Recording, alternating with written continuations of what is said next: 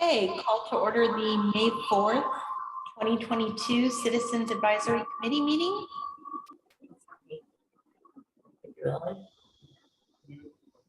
I think Maybe my volumes were both off.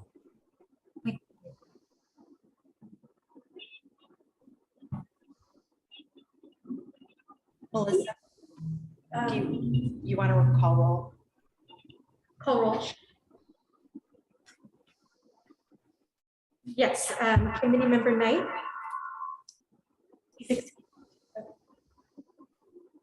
And committee member Harrington. Present.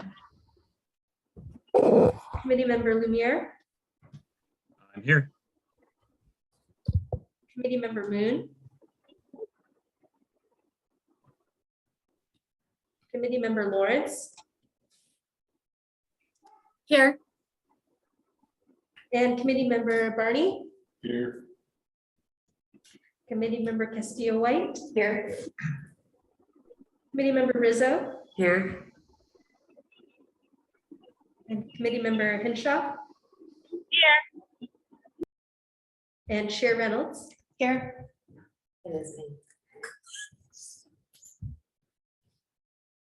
It's you, that's me. I feel bad for all that.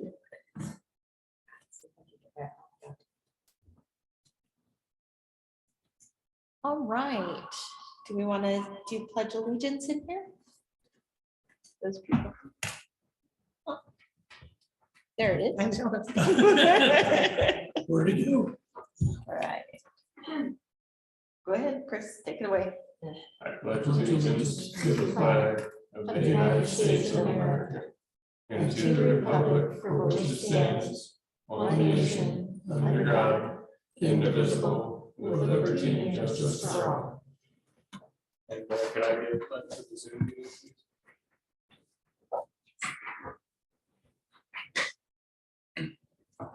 Right. We have a couple members of the public here. Would any public like to speak on a non-agenda item at this time?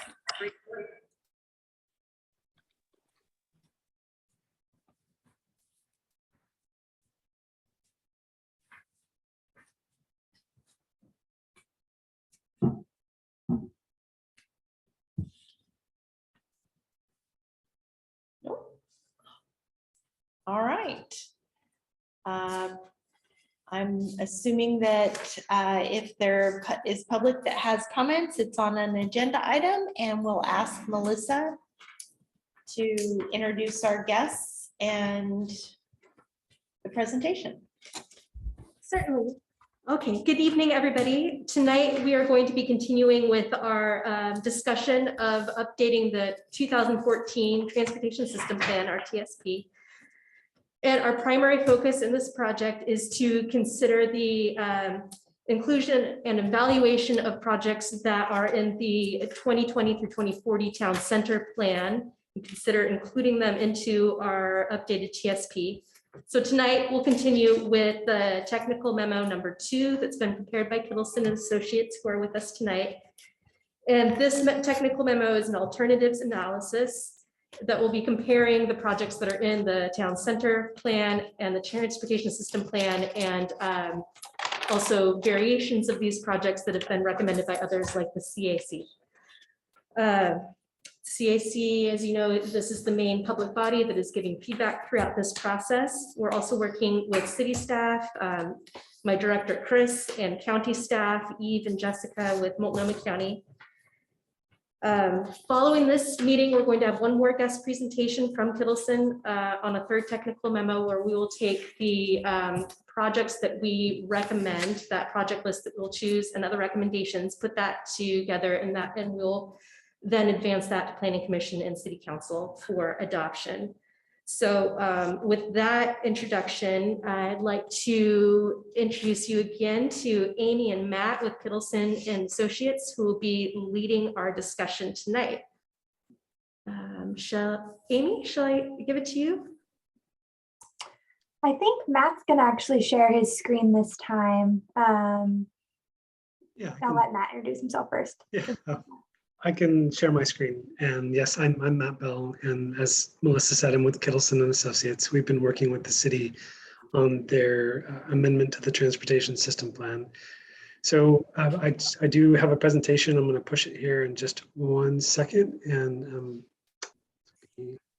chance to do that. Team, I'm sorry, I forgot to put down the slide projector. Are you okay with your personal screens or should I? Do you know what, I'm using the phone and I'm trying to follow along with this, but it's not legible, so unfortunately, it would be helpful. Oh, Sure. you can see it there too, maybe it will work. I'm Yeah. happy to share as well if Okay. you want to scooch closer in. So can everybody see my screen okay? Mhm. All right, great. So again, yeah, tonight we're going to talk about the transportation system plan amendment, and we have a pretty, oh, let's see if I can, there it goes. So I'm going to give you a quick overview on the project schedule and the project, and I'm going to turn it over to Amy to talk about the alternatives analysis, and then hopefully we can save some time at the end for some discussion. So just by way of project schedule, we back in March, we were working towards identifying discrepancies between the town center plan and the transportation system plan. And the information that we generated from that review was largely located in the first tech memo that we talked about during our last meeting. In the time since our last meeting, we've come to some consensus on the project list that we want to include from the town center plan into the transportation system plan. And that's largely from what will be in Tech Memo 2. Going forward, later on in May timeframe, we're going to be amending the transportation system plan to include this revised project list. And at that time, we do plan to come back together and talk with you guys about that. And then we'll be going through the adoption process and meeting with the Planning Commission, the city, and the City Council. So just as a reminder about the objectives of this amendment is amending the transportation system plan to incorporate the town center plan. So we're evaluating the inconsistencies between the two plans and addressing those and adding updated projects to the transportation system plan. Another objective here is to incorporate some of the recent regional planning initiatives, including the equity focus areas for Metro's regional transportation plan and the electric vehicle charging information to align with statewide initiatives. With that, I'm going to turn it over to Amy and let her walk you through Tech Memo 2 for the alternatives analysis. Thank you, Matt. So I believe you all have received a copy of our draft Tech Memo 2, and this memo builds on what we talked about, I think last month or the month before, where we went through each of the corridors and we talked about the different alternatives for each corridor. So in this memo, we evaluate the alternatives according to a set of evaluation criteria, which we'll be showing in a few slides. And we identify what we think is the preferred alternative based on these criteria to include in the TSP update. This evaluation includes the feedback that we heard from you all previously, and it also, in some cases, includes an alternative that we developed with you all during the previous meeting. And we're still just looking for your input to see if you agree with what we've selected as the preferred alternative, if you have any questions, feedback, changes, those types of topics. And this memo also establishes a framework for incorporating equity into the TSP update. Equity analysis was not used as a prioritization criteria in the previous TSP, and so we're working to make sure that equity is at the forefront of this TSP. And then it also recommends some policy updates and project provisions to advance opportunities for electric vehicle charging. And so with that, I'll go to the next slide.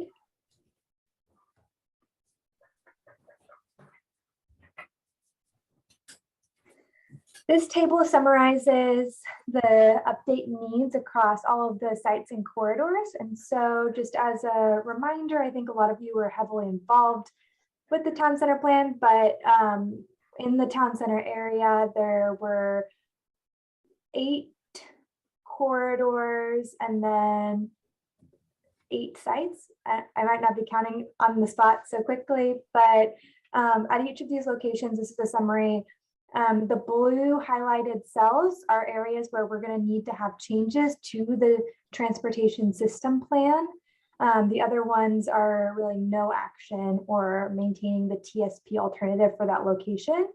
In general, most of these, especially the sites, are really just bringing in what was recommended in the town center plan into the TSP. Today, we're going to be focusing on those locations where we really made a decision that was a change from what's in the TSP that we want to focus more input on, but also you guys will all have additional time to review the memo and to provide input on the other sites and corridors as you have time and interest. Next slide.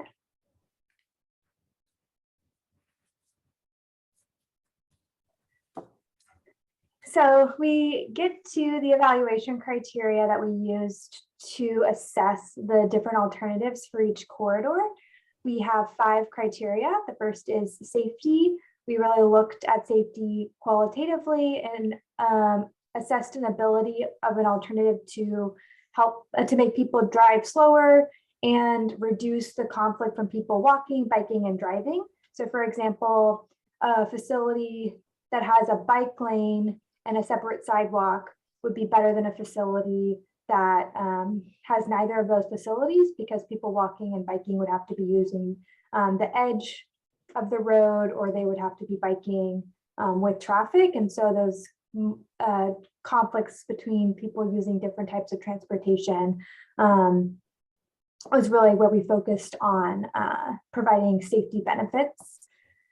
Equity, we assessed a way how each alternative is able to improve mobility for transportation disadvantaged populations and how it's able to improve accessibility for people with mobility challenges, with limited visibility. For example, we heard from this group last week that having a sidewalk with really clear curbs is very helpful for people who can't see as well, because having to deal with like a shared use path where people are walking and biking the same space, or having to walk in a shoulder where there's no separation from traffic, can be really difficult for people with limited visibility. So that's really what we were looking at for equity. For climate, we assess this in how well each alternative is able to improve access for people walking, biking, and taking transit, because these are the modes that in the transportation industry we're looking to improve to reduce the environmental impacts of transportation. And then we looked at cost. Cost is really cost benefit. And so we assessed how much at a high level an option would cost compared to how much benefit it would provide. And so it's probably should be renamed cost benefit because it's sometimes an alternative that costs more still scores higher if there's a really high benefit associated with it. And then public input is how well the alternative is supported by the community. That was largely assessed by using what we heard from you all at the last meeting, but it also included information that we've been hearing from the project management team. So Melissa, Chris, Travis, and the other representatives from the county. And so again, we'll also be able to modify that based on your input tonight. Next slide.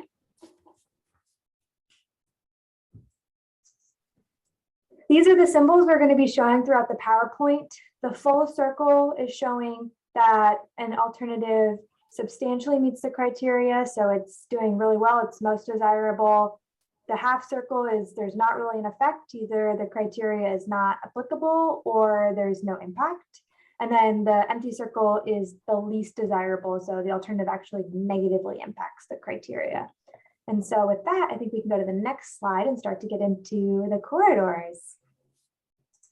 Unless anybody, I'll pause. Does anybody have any questions about the criteria? Diane, Okay, this is Diane. I have a question. When we're talking about the criteria, what weight was given to each item? We measured them equally. The weights were the same. Yeah, we based them off of some of the previous goals, and we really focus on criteria that are commonly used in grant applications today. So those are the kind of the regional priorities is how we picked out the criteria.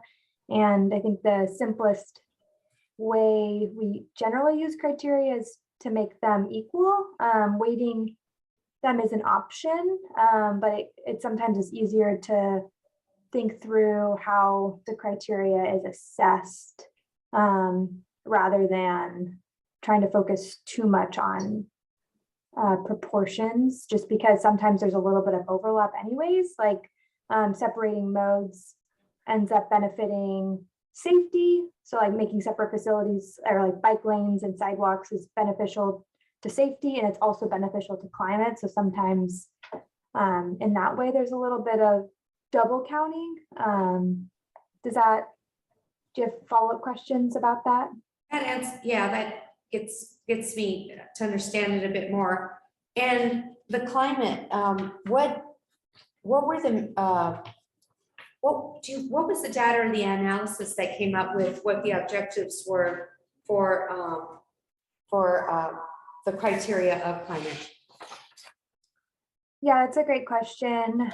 Just based on the like high planning level nature of this project, we focused on kind of how we could measure something, even if it wasn't quite as direct. And so single occupancy vehicle, like driving by yourself in a car, is seen as like a pretty high climate impact for emissions. And so generally one of the ways we often measure climate benefit is by improving mode choice, which encourages people to take walking, biking, and transit as different options, and reduces the amount of people driving alone to places. And so it's not quite a direct measurement because these types of things can get really complex with trying to understand like rerouting, like how many people would actually make the shift and those types of things. So we looked at it kind of as an order of magnitude based on that measurement. Okay, and then, okay, I'll have more questions later. Thank you. Yeah, great. Thanks for asking those questions. Anyone else? Any members of the public have any questions at this point? Amy?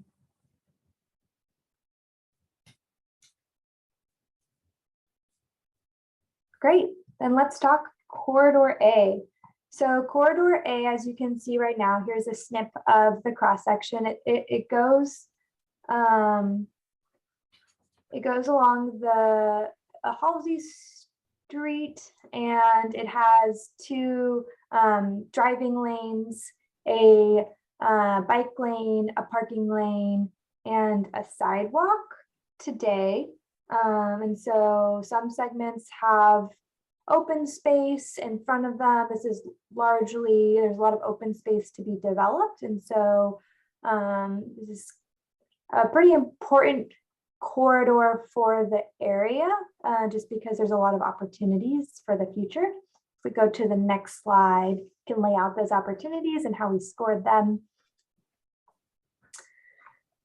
So the preferred alternative is to defer to the Main Streets on Halsey plan alternative. This is a project that is really focusing specifically on this corridor.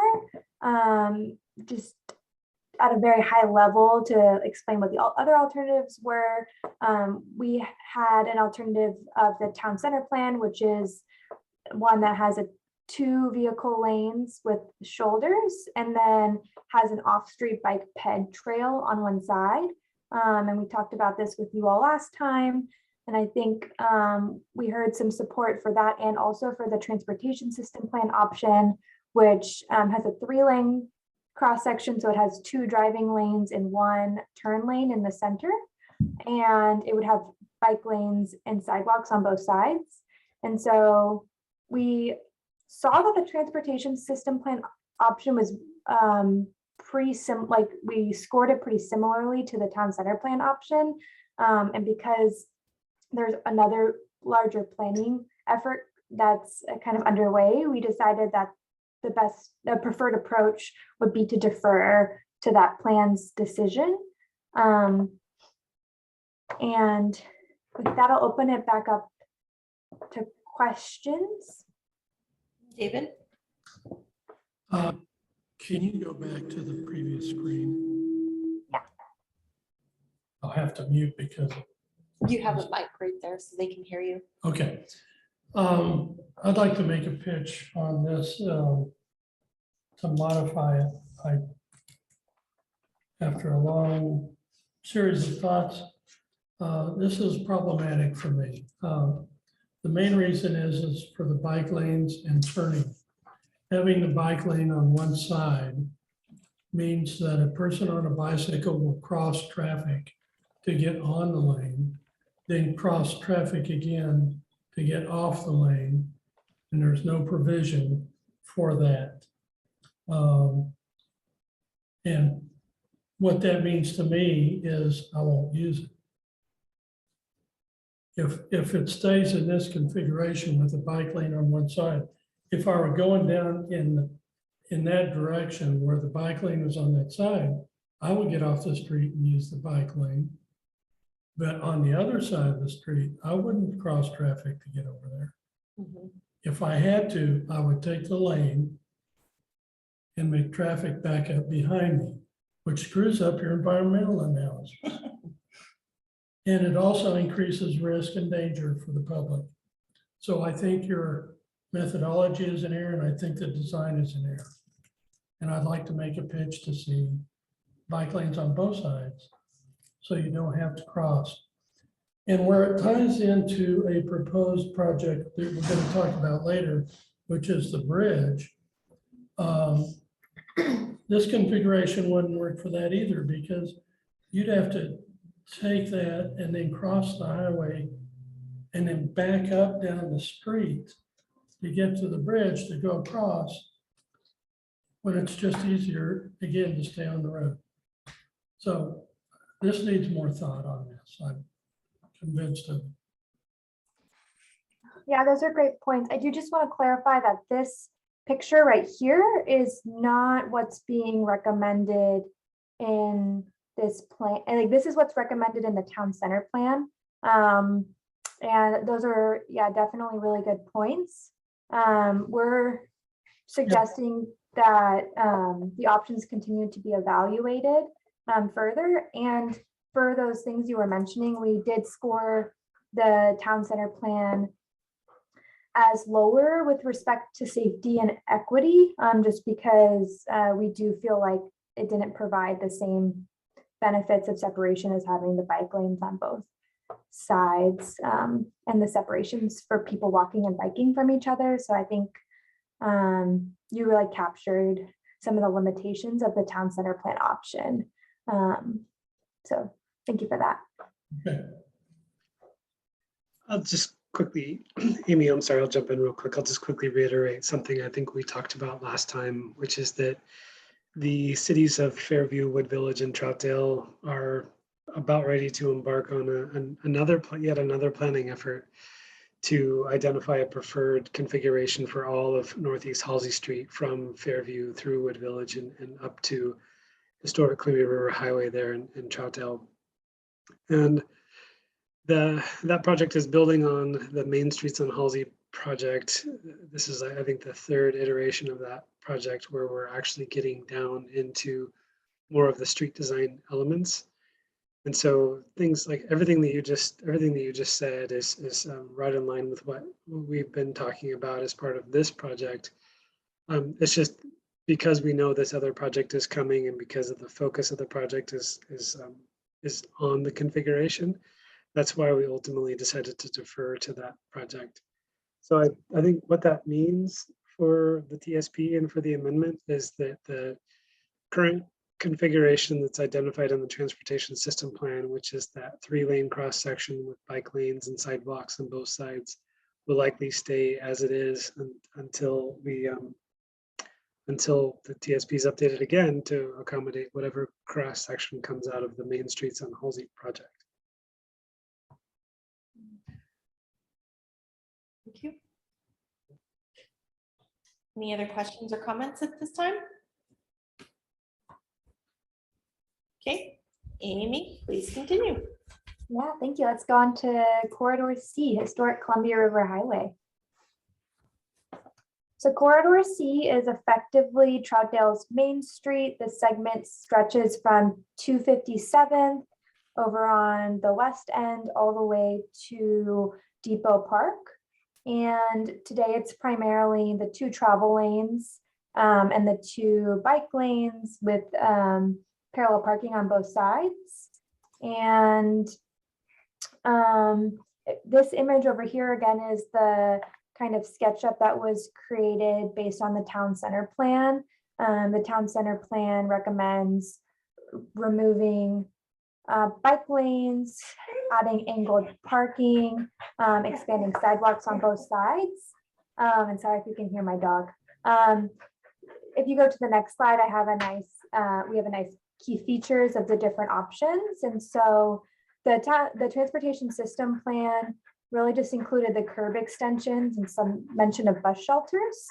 And so we talked a lot with this group last time, and I think we saw some challenges with certain aspects of the town center plan, and we really focused on what the goals were for the corridor. What we were hearing from you all was the importance of the place in general, of how much people love to walk there, how good, nice of an amenity is for people to have bike facilities there, how there's a little bit of mixed feedback on the angled parking.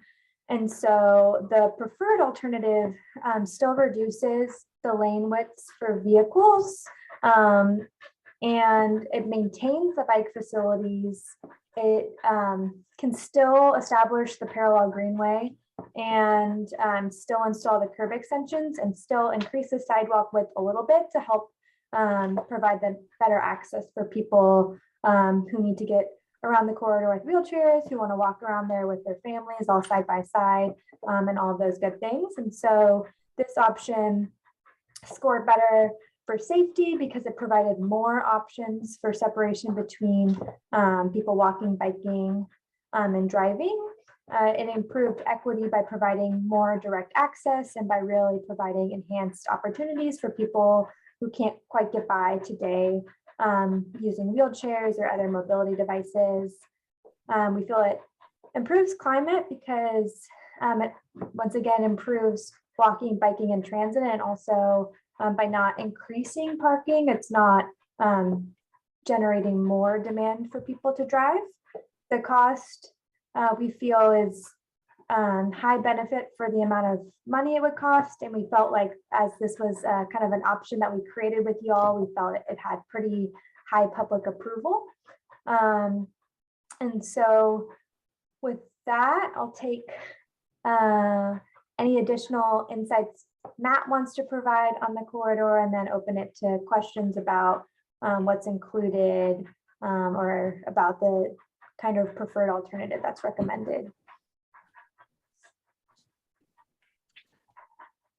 Yeah, I think what I would say is that we kind of took everything that we liked from the town center plan and from the transportation system plan and applied it to this sort of other. The big things that came out were the removing of the bike lanes and the establishing of the or constructing of the angle parking.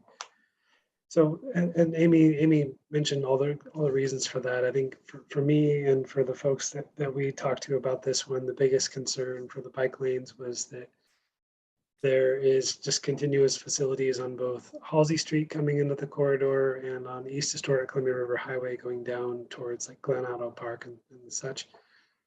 And then the angle parking piece, just the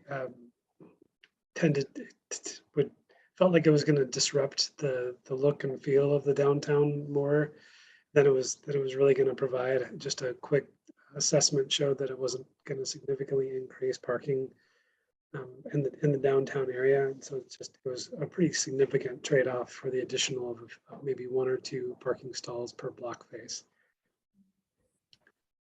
I think other than that, yeah. Heidi, you had a question? Yeah, I just, so is the idea, I just wanted to make sure I understood correctly. So we're maintaining the bike lanes on both sides of the street, yes? Okay, and then also encouraging a parallel greenway? Yes, we're still encouraging the parallel greenway. It's kind of evaluated separately from this project, but yeah, it does not by any means preclude it. And I think it's still, yeah, a good promising option. And is that largely to connect with the bridge over 257? Okay, thank you. Any other questions or comments?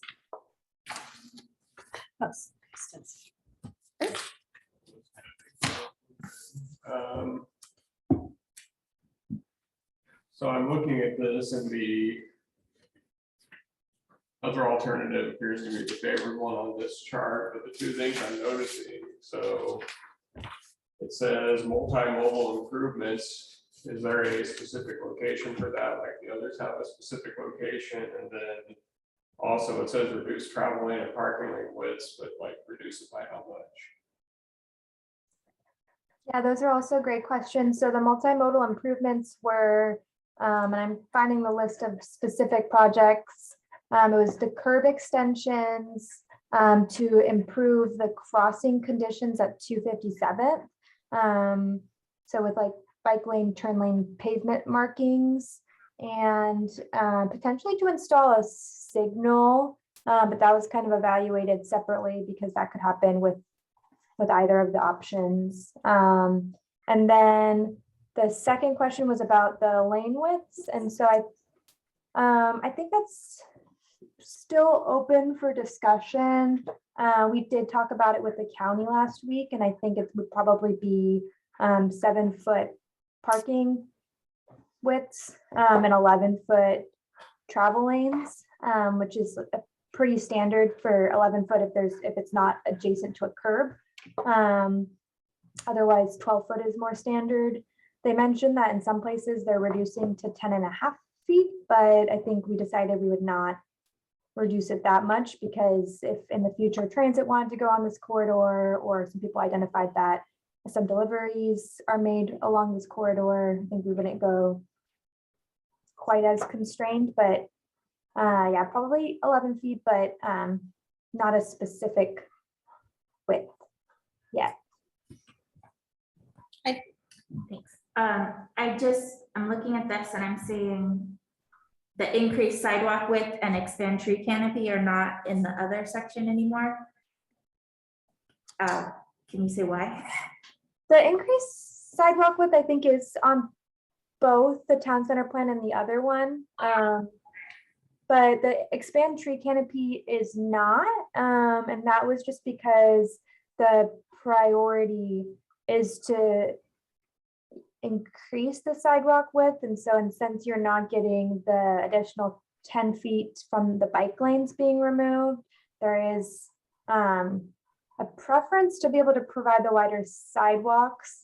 If there is extra space, I think the canopy could be, or some sort of vegetation could be explored, but I think it's just due to the constrained nature of the cross section, the canopy was what unfortunately has dropped out in lieu of maintaining the bike lanes. Okay. Any other questions? Does the public have any questions? I have a couple of questions. Diane? This is Diane. You said potentially the width of the roads could be, might be reduced down to each lane 11 feet. Is that correct? That's correct. Okay. Do you happen to know the width of a delivery truck? Because right now, the delivery trucks are stopping, taking a whole lane. And then we're going around in the opposite lane to, with oncoming traffic to get around that. So I'm just wondering what the width of the delivery trucks are so that it wouldn't, if that 11 feet would accommodate having to bypass the lane you're supposed to be on and then using the other lane coming directly towards you. It's really tight that way. So I'm just curious if you happen to know the width of delivery trucks. I can take a quick stab at that one, Amy. So a sort of a designed vehicle that we typically use for delivery, for assessing delivery operations would usually be about 9 feet wide. And that's can be kind of a more conservative approach and may even account for things like rear view mirrors and things. And yes, certainly if a vehicle of that size was sitting in a travel lane, it doesn't give you a lot of room to maneuver around them without encroaching on the other lane. And beyond that, it wouldn't give the ability for two vehicles to go side by side adjacent to that car or that parked truck. All that being said, I know, and maybe Melissa can speak to this more, that delivery or loading zones and things is something that the city is aware of and has at least expressed an interest in trying to evaluate a little bit further, particularly in the downtown area.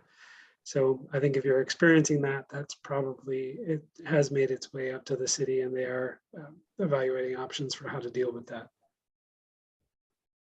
Okay, thank you.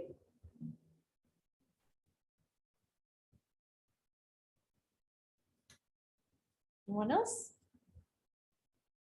All right, Amy, back to you. All great questions, thank you. So Corridor D, East Historic Columbia River Highway. And so this picks up at Depot Park where we just left off and continues to the Sandy River Bridge.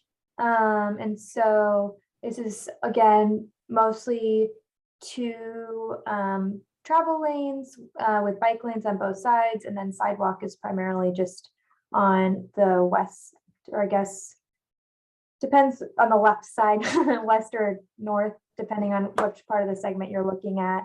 And so if we skip to the next slide, we can talk a little bit more about what the options were and what we were hearing from you all last time.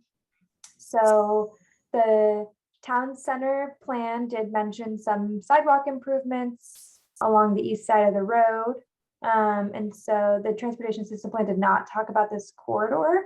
And what we heard from you all last time was that this is another kind of historic area that people like to walk around with their families. The sidewalks currently are very narrow. And so it's people when they're trying to walk the opposite direction, have to get off the sidewalk and into the road to be able to pass each other. We were hearing that people who are using wheelchairs are not able to get around the mailboxes today. So there's just a number of challenges, especially associated with those very narrow sidewalks. And so we also heard an interest from this group about traffic calming and potentially separated bike lanes. And so this is the preferred alternative that we advance. We feel it does a lot to improve safety by providing those wider sidewalks that people are able to use on both sides of the road. So I think really getting at what David was talking about earlier with the bike lanes, of only having it on one side of the road is not enough. It's hard for people to have to just cross over to another facility. And people might end up just using the shoulder because they don't want to cross. So just having those sidewalks on both sides of the road is really important. And then using this to really improve access for people with limited visibility and with limited mobility to be able to be independent and have good access along this corridor. And then it also improves climate because we think it will help encourage mode shift to more walking, biking, and taking transit along the corridor. We do acknowledge that it will be a high cost project for the benefit given, just because of the challenges with expanding the cross section in this area. As you could see from the photo before, it's a little bit limited in where we would be able to expand additional bike lanes and to build on this kind of land topography. And then again, we give this one a high good circle on public input, because this is what we were hearing you all ask for at the meeting last time, but we definitely want to confirm that we captured the needs and improvements along this corridor well. And so with that, I'll again give Matt the opportunity to chime in and then open it to any questions or additional input that you all have on corridor D.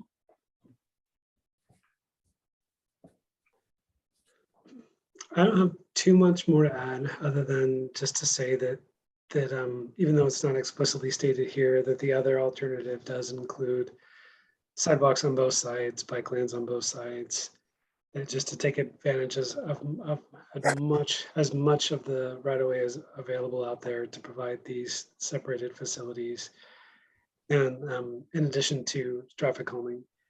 Beyond what is shown here, and I'm not sure that we're going to talk about this one during the presentation, there is some opportunity sites along both sides of this corridor, particularly on the east side. And one of those opportunity sites talks about establishing a park that would run parallel to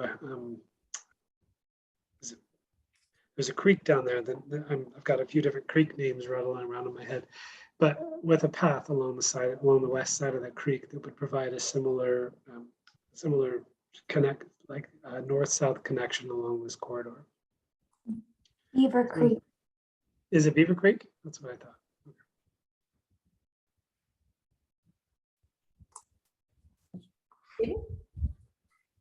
Matthew, maybe you can answer this. I have, again, relating to bicycles. Two issues. One is the convergence of the bike lane against the bridge, where right now the bike lane stops and dumps into a parking lot, and it doesn't have a preferred outlet. That bridge over Beaver Creek needs to have the path re-emerge up on the road so that the bicyclists can cross the bridge and transition properly.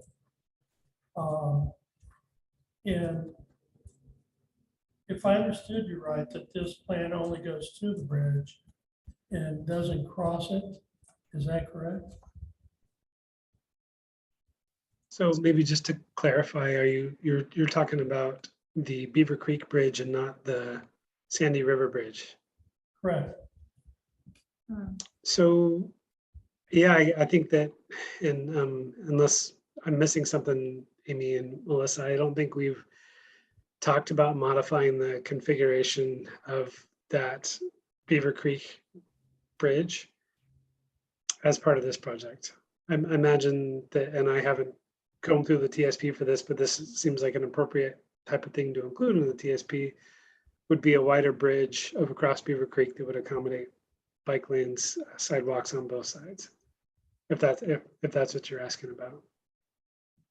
Well, it either needs to re-engage back to the road after the bridge, or like I do now, I ignore the bike lane and just stay on the road till I cross the bridge, which is probably safer for me. But I think from an analysis point of view, you ought to at least mention that there's a problem there and it have to be addressed. Yeah, again, just to make sure we're talking about the same thing, this is the spot I think you're talking about. So, and you're all more aware of this than I am, but basically cyclists that are traveling west here cross the road once, continue on the road, continue on the bridge, cross the road again to continue on the road. So folks traveling east have a little easier of a time although I imagine that everybody's conflicting with people walking along this pathway as well. So yeah, so again, we hadn't talked about a bridge project here, but certainly a bridge that provides continuous facilities would be a nice addition here. And you're right on when you're going, because that little bridge over Beaver Creek is mainly used by walkers and works great for that. But for a bicyclist coming down the road, they're going to continue straight, take the lane and stay on it until they cross the Sandy River Bridge. Yeah, in my experience, no bicyclists use Beaver Creek Bridge I've never seen anybody do it. either way.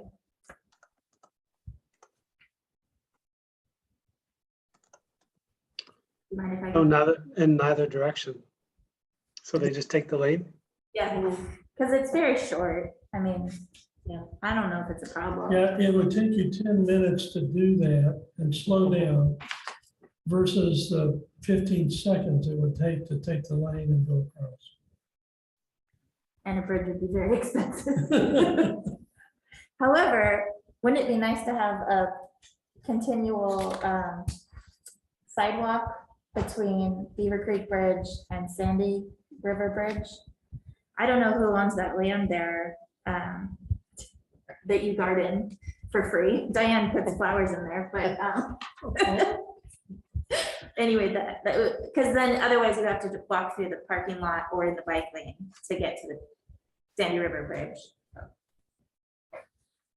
And for my part, I understand if you're saying it's not included, I'm just saying it should be, or you at least need to make heavy mention that it is not included and will be a problem. So I think what I'm hearing is it sounds like the plan and the transportation system plan needs to address this bridge as well as continued pedestrian facilities from the Beaver Creek Bridge all the way to the Sandy Bridge. It'd be really nice. Well, this is Diane, and I live in that area. We spent so much money on that pedestrian bridge going over Beaver Creek, navigating, going through any function in Glen Otto Community Park. The logical transition would be a straight line or somehow going from that to the Sandy River Bridge. Because there's a lot of traffic that's occurring there now.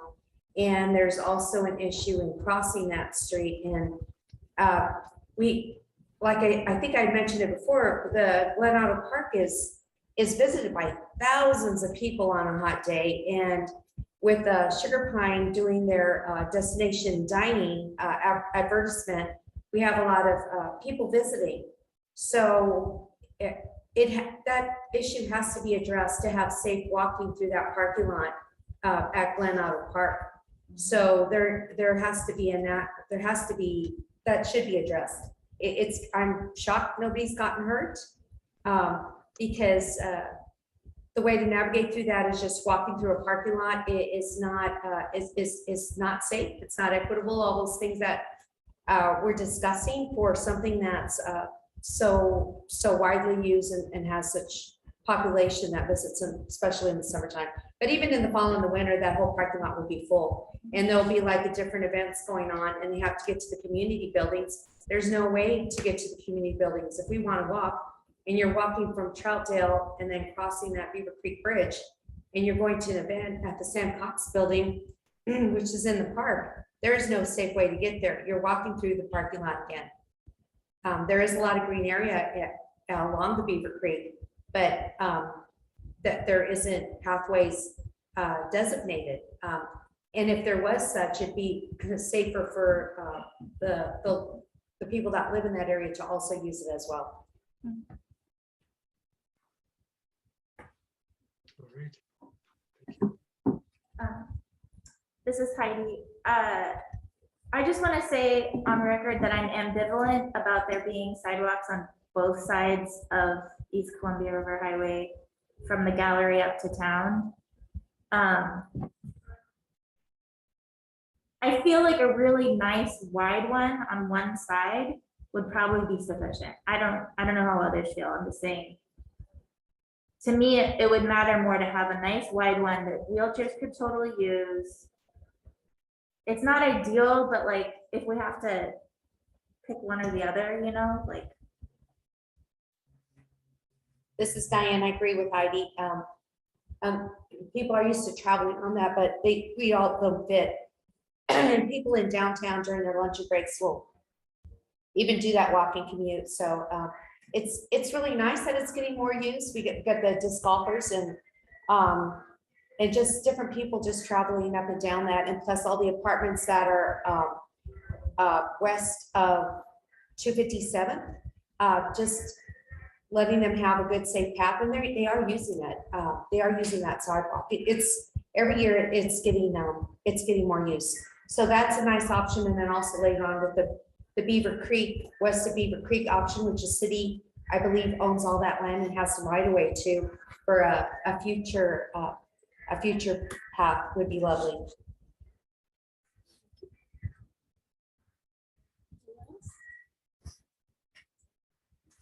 Oh, do you have any ideas about what traffic calming you're thinking about doing?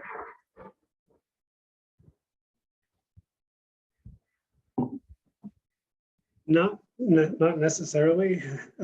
There is a small toolkit of potential traffic calming measures in the existing TSP. They are fairly limited on some of these higher classification facilities, just because they tend to those facilities tend to be needed for a variety of things. So most of them are available for local streets. That being said, some of the traffic calming things that we've already talked about are things like narrowing down the travel lanes and providing wider sidewalks and wider bike lanes, and all those kinds of things do have a tendency to bring down travel speeds. So I doubt anybody would be super supportive of things like speed bumps or some of the other things that are actually put something physical on the road. But there are some of the less or more subtle ways that we can do it. This is Diane, and I rarely do this, but I'm recommending lowering the speed. It's not making sense that when you come across the Sandy River Bridge and people use that to screech through at nighttime and all hours of the day. I live by it, and to have that be 25 miles an hour and then head towards downtown Troutdale and hit a curve that goes around, right past another bridge, and then that just leaves 2 blocks worth of, you have 2 museums on one side, and then you have the Depot Museum on the east side. So my recommendation would be to, instead of narrow lanes, is to start with a 20-mile-an-hour speed limit instead of 25. Get people used to slow down. There's a lot going on here, and just my thought. And if you're gonna do that, like even a sign would be nice. Like, I feel like a lot of people don't know what the speed limit is right there, so. Anyone else? Any public comment?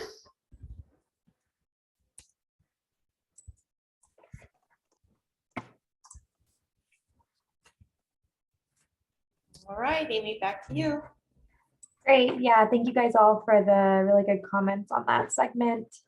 The next segment is Corridor G, Sandy Avenue. So this is one that we heard a lot of different feedback from the group on last week. And so I think our goal is to recap it, to describe what the preferred alternatives are, because this one has sort of a short-term and a medium-term alternative, and to talk about why we scored it the way we scored it, and to get more input on what you think of that, and any changes or clarifications that we want to talk about. So with that, we'll go.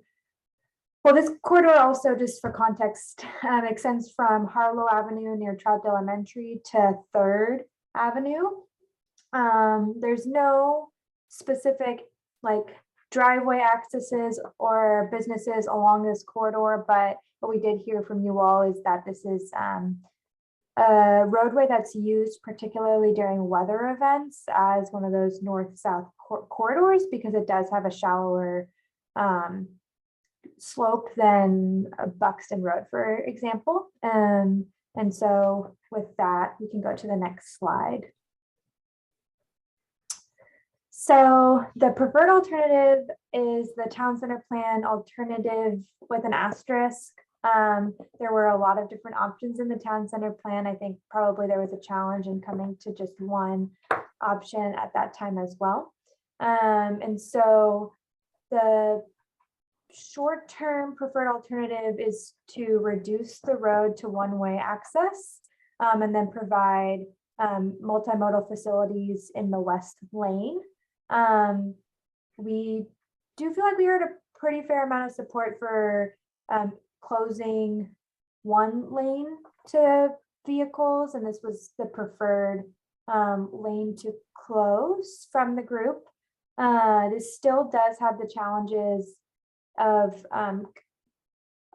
trying to address erosion along the corridor. I think that that's kind of one of the primary reasons why closing the roadway to vehicle traffic in general was considered, because based on where the road is and the lack of additional shoulder from kind of the hillside drop off, there's just some erosion issues in that area. And so by limiting vehicles to just be on one side of the road, it does help negate that a little bit more than if we were to maintain both vehicles on both sides. And then the medium term option would be, our preferred alternative is to close the road to driving with exceptions to emergency vehicles and weather events. And so, for example, if there was an ice day, the road could be reopened for people to be able to drive on it.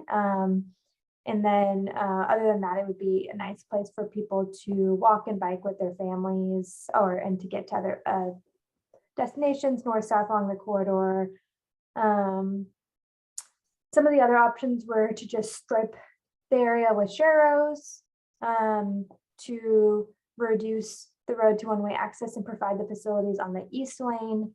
And then the no build is maintaining existing conditions along the corridor, which this is the only alternative where the no build score is lower than neutral on cost, just because the do nothing alternative would provide some construction challenges in the future with the need to support the long-term viability of the road. The medium-term town center plan option of closing the road altogether definitely improves safety for people walking and biking the most, because it removes the conflict with people driving altogether. We feel it does really provide nice access for those other modes. It reduces the amount of people driving along that corridor, which is good for climate. And then the cost is highly beneficial because the wear and tear on the roadway of people walking and biking is substantially lower than people driving. And so if the majority of people are not driving on the corridor, that is a good cost benefit. And then neither of these options preclude the ability in the long term to decide to reconstruct the roadway if additional funding to be able to construct something like that does end up becoming available. So, and we do note that in the plan that we have kind of the short-term and medium-term option, but in the long term, there's still a lot of opportunities for this roadway. And with that, I'll again give Matt the opportunity to chime in on any other details and then really open the floor to discussion. Nothing much to add here. Like Amy said, there were a lot of alternatives to consider, and a lot of different ways that we could approach it. The PSU study was really thorough and provided a lot of great detail in there. The town center plans seemed like it largely built on that, but also just acknowledged the long-term potential to close it entirely. So yeah, I think that all options are still on the table and could potentially be on the table as we go forward. One other thing, and I'll just reiterate that, is that none of these alternatives do preclude the very long-term potential to rebuild the roadway.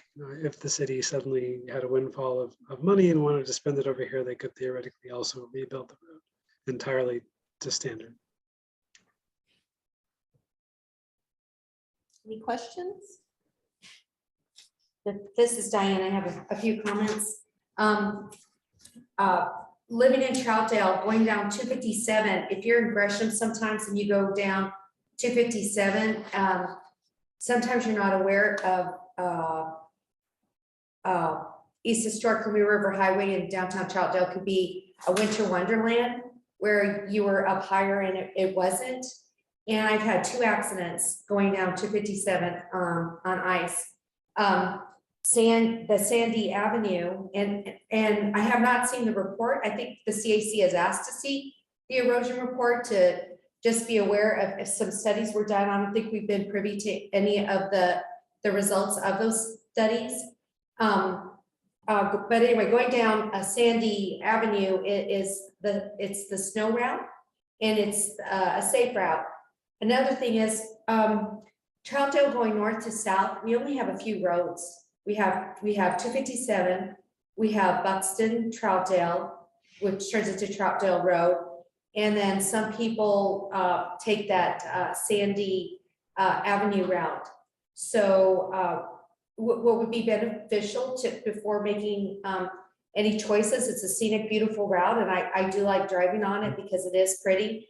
But if we can have those reports, or also a cost assessment from the city, if there is actual erosion. So we've always assumed that there may be erosion, but we have not seen a study. It would be really nice to see the study before making to make an informed decision on options for this road to me. I can follow up on that with Public Works. I'm sure Thank you. that would be where I would find the studies. So I'll follow up. Anyone else? David? Following up on that, the erosion is something that we did ask for and haven't seen. And my concern is, as someone who's spending tax dollars in the city, I don't understand how you've got solid circles under the town center plan about closing the road, because closing the road won't stop the erosion. If anything, it might exacerbate it. But what providing a single lane does and a multimodal lane is it at least reduces the vibration and sound to one direction. And keeping it open from an asphalt point of view keeps the livability of the asphalt longer. So if you close it, it's going to deteriorate quite rapidly. And the city's going to have to invest something either in resurfacing that road and not use it, which is crazy, and or stabilize the bank in some way so that the erosion is controlled. And again, more details that go into this decision making, but I think they're important considerations.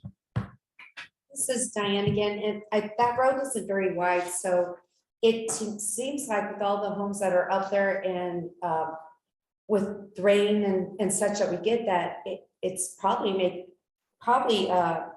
would be good to hear from Travis and Public Works to see what they suggested as well, because they might have already suggested that it be more structurally sound for even the homes and the road that's up there. So that'd be some other information besides the proposal that the college made.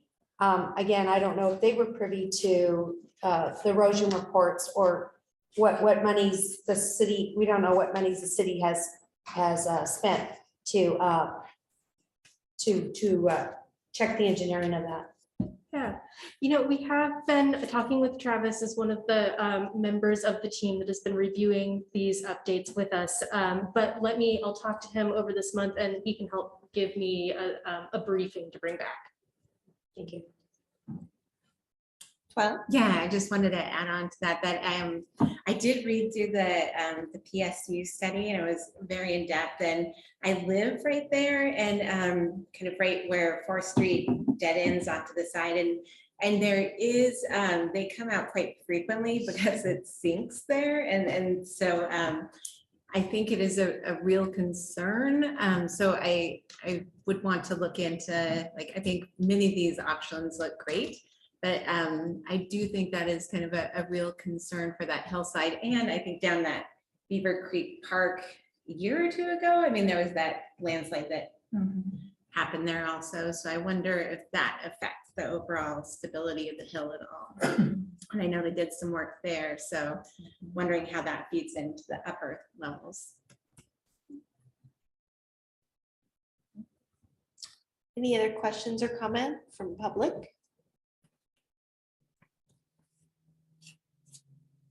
So y'all know I have a real limited view on Zoom, but if you use your raise your hand option, it moves you to the top of the queue. So if you do have a question or comment you'd like to make, please feel free to either jump in or use your raise the hand option. All I had righty. a comment. Tanny Stephenson. I was a member of the Town Center Committee, and I just noticed this, the Town Center plan closed the road. And that might be a bit of a stretch. When I look at the Town Center plan, it says in there, the concept the city would consider would be to either reduce Sandy Avenue to 1-lane access road or to close the road to automobile traffic altogether. So that kind of tells me there's some options there. Another thing that we were concerned with was the possibility that that road could be used as a spring water trail connection. A lot of the residents in the area were concerned about that happening. And I was also wondering on some of your improvements that you're talking about for corridors B and C that are on Halsey and Historic Columbia River Highway. Would the county be funding those projects?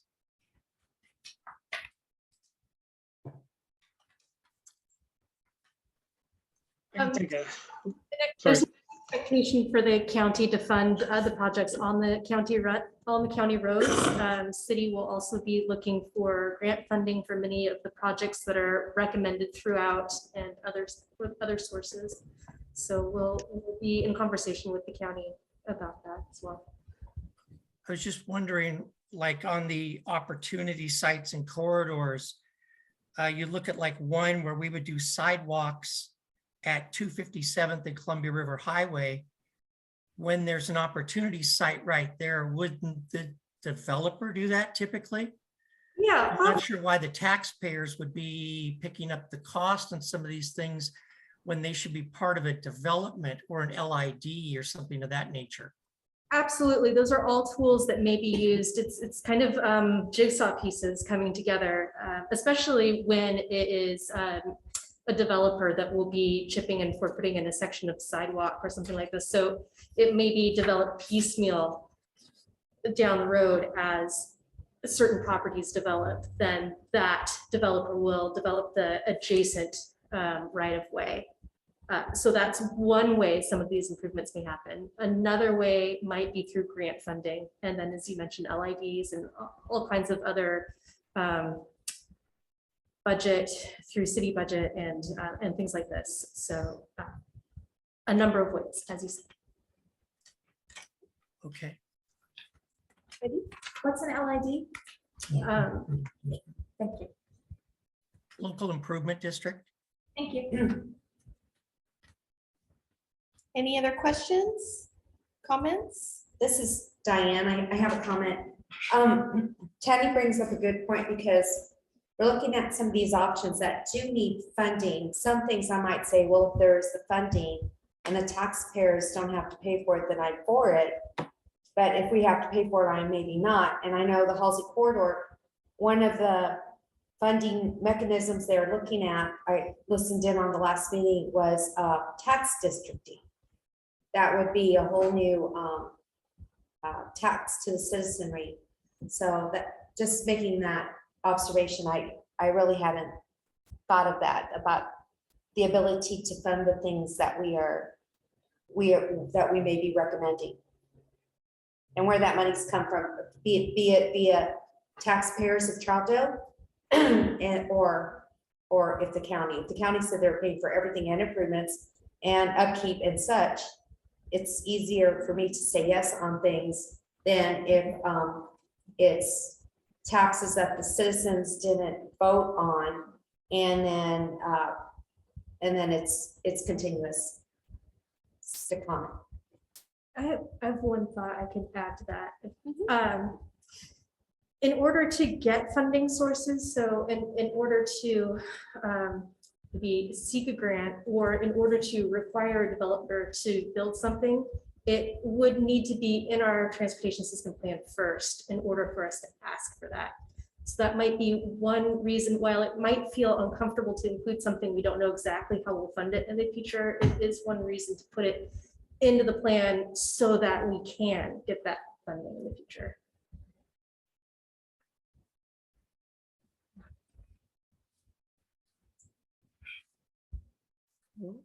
Just to clarify, things that are in the plan aren't necessarily going to be budgeted right away, or so the Correct. funding could come from anywhere, and if no funding presents itself, then it just gets sidelined until funding is found. That fair? David? That's fair to say. Couple of issues, just kind of point to that example. The capital improvement program has a project to underground all the electricity on Troutdale Road.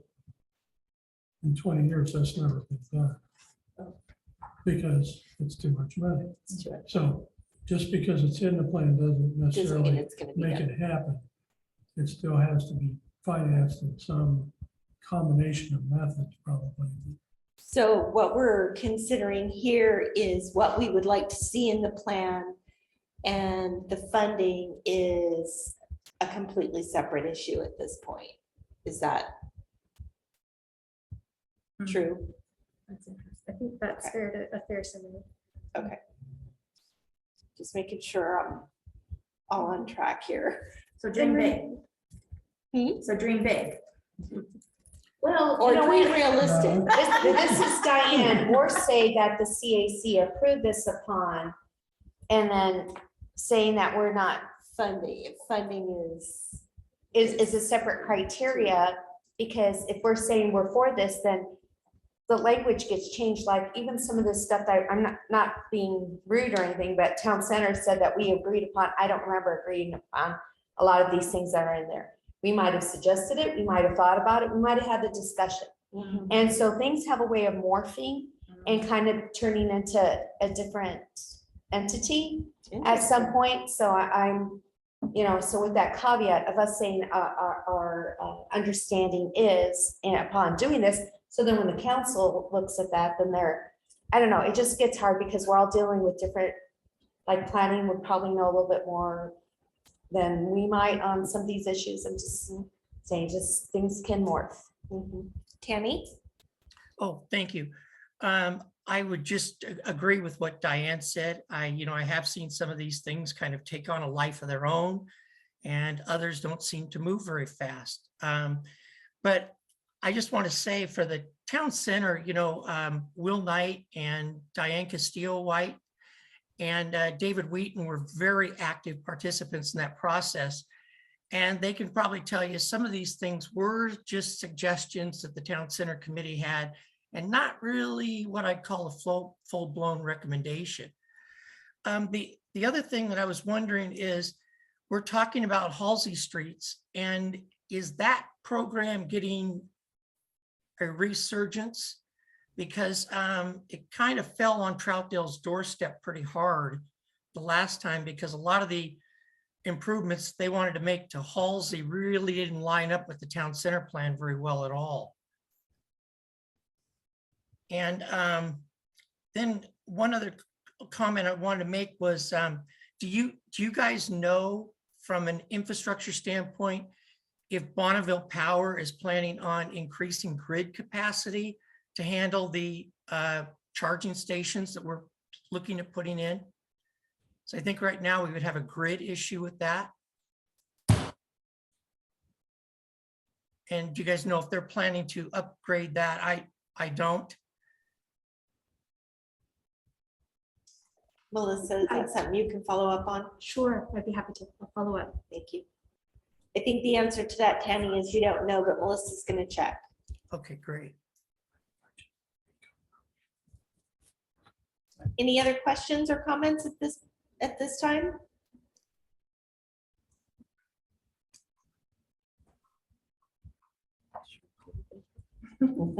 Split attention span there. All right, Amy, it's back to you. Great, thank you. So on to Corridor H. Corridor H includes the 2 new street connections between downtown and the urban renewal area to the north. These new street connections would likely be owned and maintained by the city. Again, funding would be determined at a later date. Likely grants would be needed for something at this level, but yeah, if it's not in a plan, can't get funding for it. So just focusing on the need for the connections in general. It has a separate vehicle connection over on potentially the west side, and a separate bike from the bike ped connection on the other side. So it provides really nice separation between people walking and biking and people driving across the railroad tracks. And so if you go to the next slide, we evaluated the options for this connection, and then the transportation system plan and no build are really both a no build because the transportation system plan did not identify these connections. And probably that last bubble should be the same for both the no build and the transportation system plan. But we did feel like we were hearing support for these connections when we talked with you last time. But again, this is a great opportunity to let us know if there's any different opinions on that. We really heard that the Confluence site is very important to be able to connect directly to the town center so that the town center can really extend into the Confluence site. The town center plan also identifies kind of the need to have to like match, the street facilities on the other side in general, and to kind of copy the principles that are in the town center today over in the Confluence site as it's developed. Yeah, it scores really highly with safety and equity, climate, and cost. It has a little bit of a, 3/4 might end up being a half based on input, but it provides a high benefit by providing a completely new connection, really giving very enhanced access and modal separation for people. But yeah, would come at a high cost just because these types of bridge constructions do tend to cost quite a bit. And with that, love to hear all of your input on this connection, and if we captured the support for this project well based on the last meeting.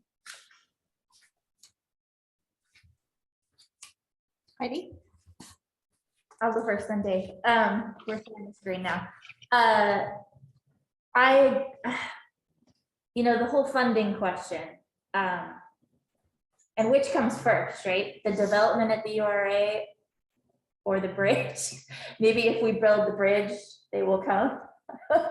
I'm very curious why it's so hard to get someone to develop that site, because it seems so great to me. But if there is something going in there, we have to have connection to it beyond what we have now. So this seems necessary to me and expensive. And I would love to say, well, if we have a development, then just make them pay for the bridge, but I don't think that's gonna happen. So just to clarify, with the vehicular connection, is that just a protected crossing right over the tracks without a bridge? I think that's what you said before, but. Matt can correct me if I'm wrong, but I think they're both grade separated over the railroad. It's really hard to get the railroad to approve another crossing. Oh, okay, all And I right. think also that just the topography lends itself to a grade separated one, but yeah, I'll let Matt chime in. That's what I heard as well. The only other thing that I think might be different from that was potentially landing the vehicle bridge into like some kind of a public parking facility. So other than that, I'm not aware of any at-grade crossings there. Oh, okay. I happen to look at the railroad's standards recently related to the Sandy Riverfront Trail. So I've been recently looking at what it's required to do in undercrossing. And so I happen to remember that the railroad will not allow any at-grade pedestrian or multi-use path crossings, but they will allow sidewalk or bicycle paths if it's at grade with a road. So it has to be with a road if it's going to go at grade is the requirement. But otherwise, if it's only for pedestrians and bikes, it has to be an overpass or an underpass. But what about cars? Cars can go at grade. Oh.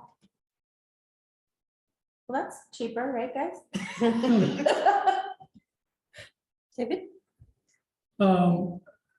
My question is not whether or not to have the bridge, but I was wondering if anyone gave a consideration that vehicle bridge might be better served if it was one way.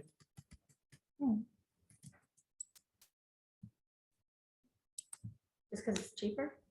Would be less wide, it'd be less Sure. to construct. Yeah. And you could go in the main entrance and go out downtown. Or vice versa, I guess. This is Diane. I think that would, not being a planner, I think that would depend on the amount of people that they're trying to, that may go into there, because I would assume that the developer would assume costs for parking structure, that it might be a transference of, they get so many parking for their units and such, so that we get the benefit of connecting Old Town with the confluence site. Oh, Tanny, Mr. Staffison, do you have the answer to that question of planning? If you listen to that question. Could you repeat the question? Has anyone considered whether it might be better served to have that bridge as a one-way travel? Not at this time, no. Are you taking questions on this subject though now? Pipe in whenever you choose. I would just say that the connections to the confluence site is probably one of the few things that the town center committee was completely galvanized on, and felt that that was very, very important to somehow make sure that we had pedestrian, bike, and vehicular access to that site. Using the access that there is there now really isn't going to work. I think we all know that, especially when you add in several hundred residential units, commercial, hotel, all the things that is planned for down there. But I really think that these connections are one of the most important things that we're going to do in the next 20 years. And I just have to say, I cannot believe the 2nd Street Bridge would be a higher priority for the citizens of Troutdale over a connection to that confluence site.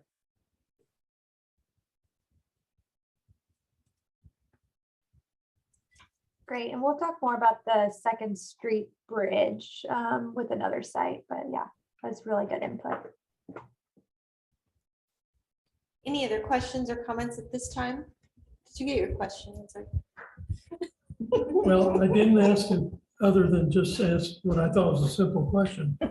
But Tanny, since you brought it up, with all the units that will be in there, if it's developed according to the concept, don't you think that's going to create a problem for traffic flow downtown?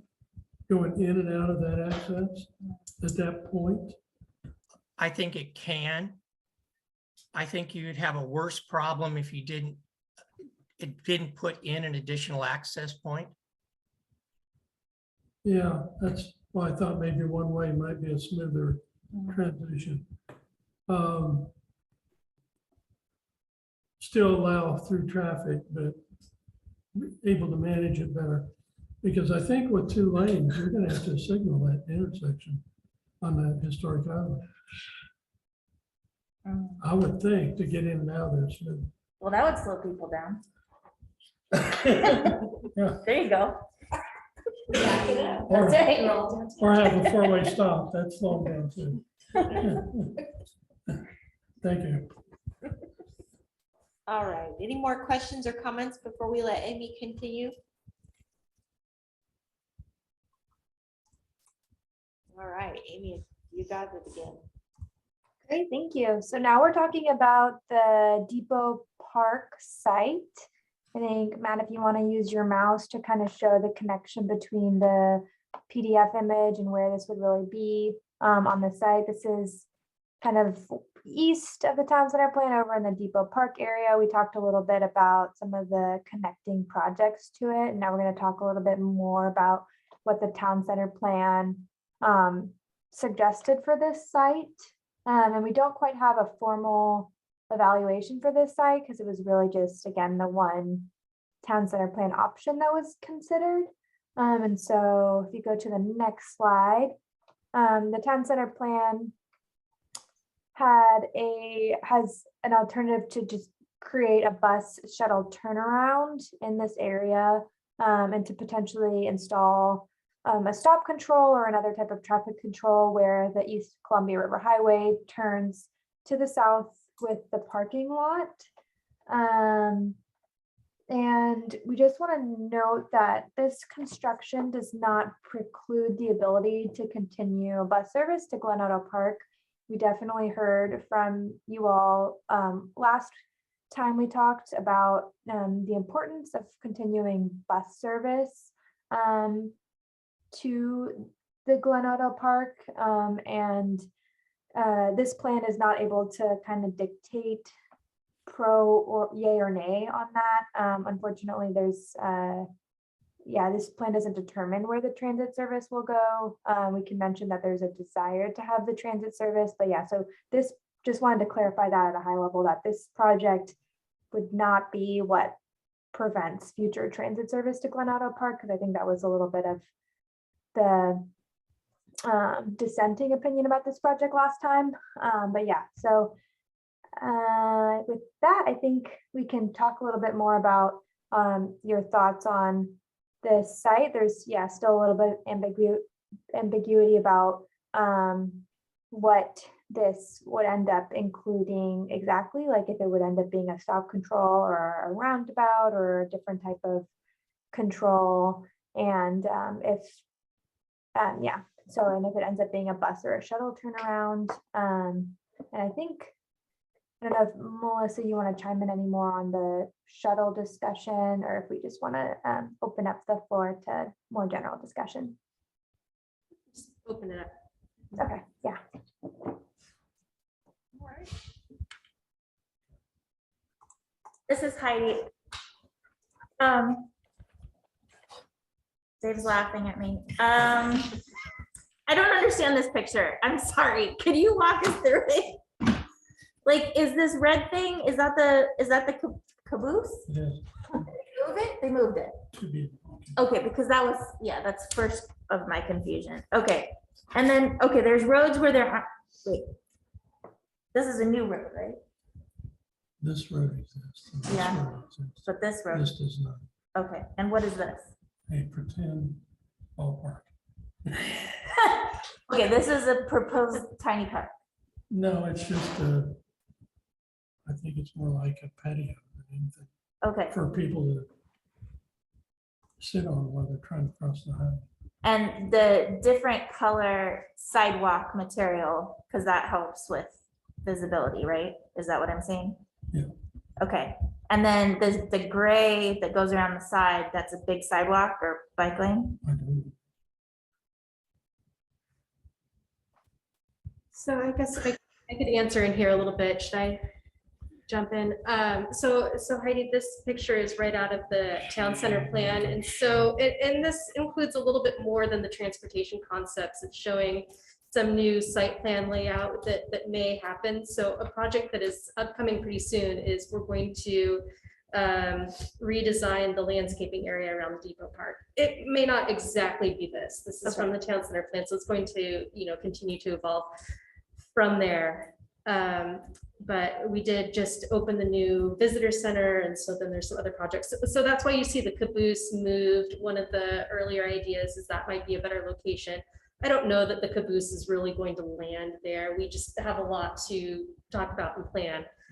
And then as far as this three-way stop, it could be a three-way stop maybe, but we might consider a roundabout, or maybe there's something else. So I think the idea at this stage is to include a project that says that we will improve this intersection, but specifically how we improve it won't be included in this update of the TSB. Got it. And just lastly, is on the southwest side of the street, is that a bus stop? Yeah. On that blind corner? There is an idea for a bus or a shuttle stop here or a turnaround. Okay, all right, cool. Thank you. Tim? Melissa, do you have an idea where the actual turnaround would be for the buses? Because that takes a lot of room. Right, not determined, and the feasibility of it is actually not determined yet. It may have to be a shuttle, something smaller. Okay. For Amy and Matt, the shaded area in the upper left is has a proposed concept plan for a bike hub that was funded by the Forest Service. And so the bike hub would sit in front of the depot, and which is the reason the caboose gets moved. But the reason I mentioned it is that, again, the bike lanes going out to the park that we discussed earlier, since the bike hub is on the one side of the street, you would need to have accommodation for traffic flow and people to get to that bike lane across the highway safely. So I assume the shaded crosswalks might be that purpose, but I don't know that.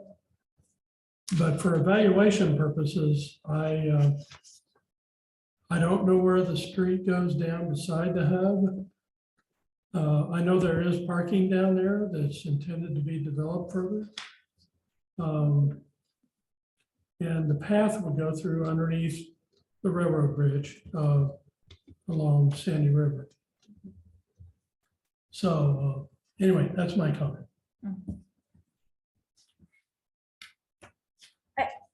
This is Heidi. So another thing I noticed is that there are trees where there's an event center right now. And I just, are they part of this conversation? Do the people who have Troutdale House, do they come to the center plan? They did. Okay.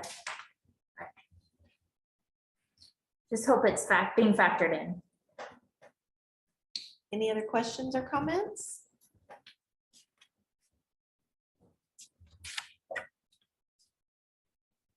All right, Amy? Great, site 7. So here is where we get to the Second Street Bridge. This one we do have a more formal evaluation for, but yeah, Matt, I think you could do the mouse thing for the PDF to where we are on the map. I think it's a little bit easier to see on this one because of the kind of bigger streets with the Columbia River Highway and 257th. So the idea is that there would be a second street bridge crossing over 257th.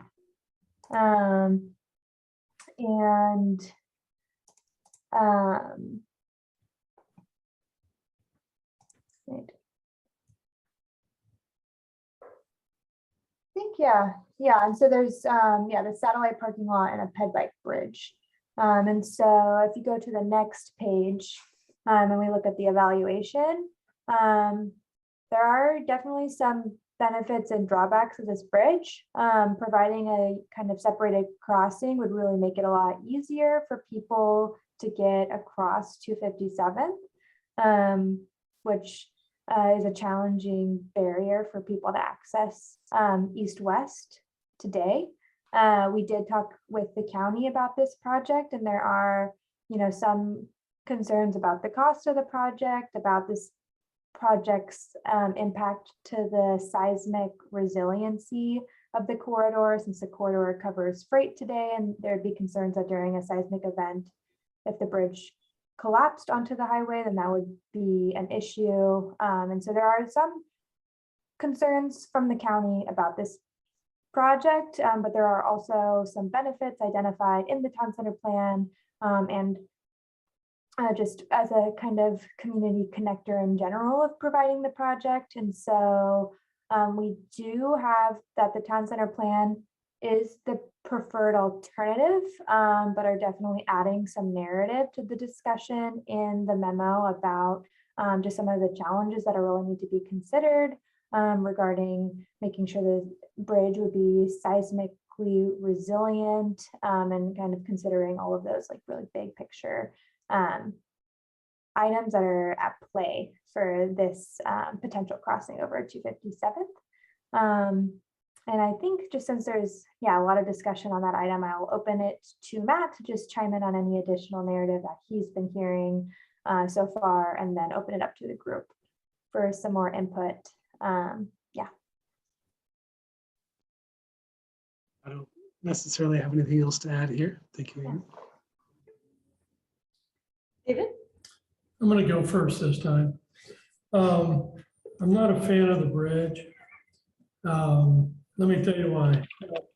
If you're coming up from 84 or the frontage road to get on the bridge, you have to come uphill, take a right at the intersection of 257th, and then somehow magically fly across the road, because there's no left turn in the middle of Halsey, because you have to go left on Halsey to get to the access for the bridge to cross over, when it's so much easier just to get in the left turn lane and go with the traffic onto the historic road.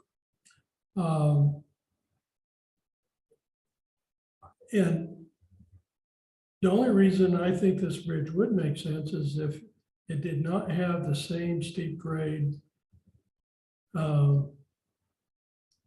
that Buxton has, but I don't see how you're going to prevent that given the run out to Halsey, because it's got to be pretty steep just to get to there. It's going to be hard to walk. It's going to be hard to bike. And if you're coming down 257th and you can't turn right onto the bridge, you then have to take a left onto Halsey and then take another left to get back onto the bridge access off Halsey. This makes no sense to me. I don't see where the run out is going. I don't see where it makes sense for its intended use. So I have serious concerns about it. This would be the last thing I'd make Tanny happy. The last thing I would want to see in a master transportation plan, unless it were totally relocated. This is Diane. Okay. That they're talking about a parking satellite. What side of 257 was that going to be proposed? Is that west or east? That was planned for the food cart side, Okay. Okay, or proposed, I should say. proposed on the food cart side. The thing is, proposing it on the food cart side, I don't know if anybody's driven by the food carts, but there's no parking. They're filling up. I'm making it a point to go past that every time because just because of the parking issues that we have in downtown. And I think somewhere in here it was talking about helping out Sugar Pine with parking. I'm not seeing where it's saying helping Saul de Pompeo or the new bar that's coming in with parking. So since, I mean, it's a success. It's very lovely. I mean, I made a point to go there and check out the restaurants and to purchase. But every time I've gone by it, it's full. And so that, as well intended as it is for extra parking for the well, but yeah, but it's also for the housing. Oh. It's not going to be used as, I don't think as intended, because I don't know where everybody, once they were trying to get into the food cart, where they were gonna park if they didn't get a park there, unless somehow the church started charging for parking and created a pathway to get there. That's smart. Yeah, well, there's no way to do it because there's 257 and it's too busy. And we don't want them parking in downtown Troutdale. And I'm not even sure if they're trying to park somewhere around here as it is around the police station to then cross the street to just take that little walk up and then to be there with the food carts. So I don't think it's like we were talking about park and ride or other uses and such. I think it would just be extra food carts. So I don't think the food cart people can lend us any parking for home forward. It's a success. It's on a busy road and people are excited about it. And I don't see volume going down. I only see it going up.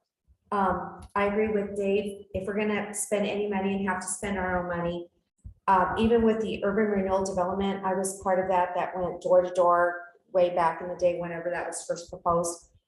They were promised a way to get there, connect Old Town with the confluent site and also additional parking, which is needed, even if it has to be shared with the apartments or whatever is being used on the confluent site, as well as people from wanting to come to downtown with our new beer brewery establishment.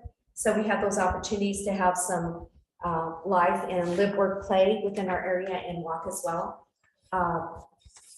That bridge, I always had questioned, it's only, I thought it was going to be on the other side, more up 257, and no, it's not. It's so close to the intersection. It'd be really cool to have a walkway, but the walkway I think would be mostly used by the home forward people to get to the food cart, where we have the confluence, the confluence site where we need to make money, get some development there. It's because of the tax, I think it's the tax increment financing, and we need to recoup, as hopefully the economy doesn't tank and then I don't know if we get stuck with anything in that direction, but that is the priority. So yeah, those are my comments.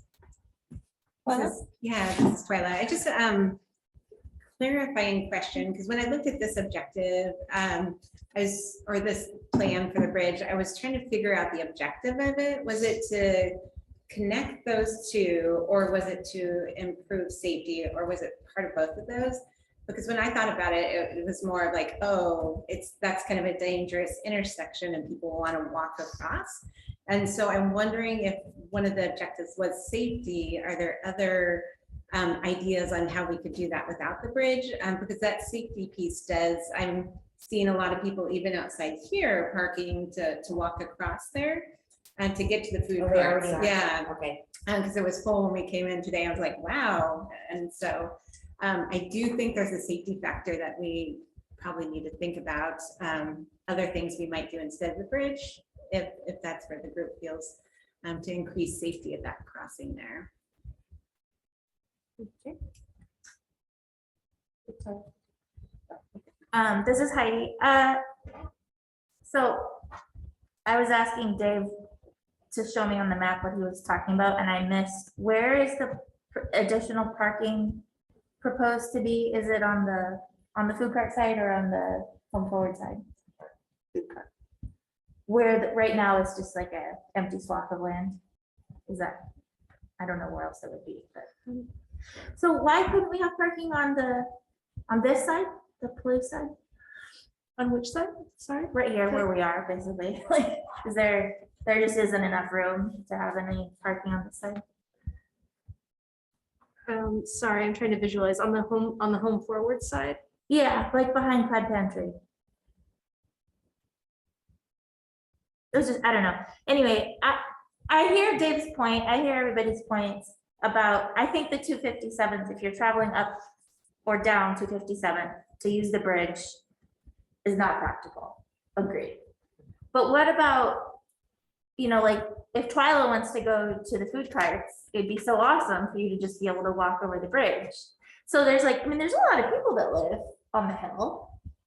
I mean, the question is are they just going to the food carts, which are awesome, BTW, or that like maybe the church, I guess, but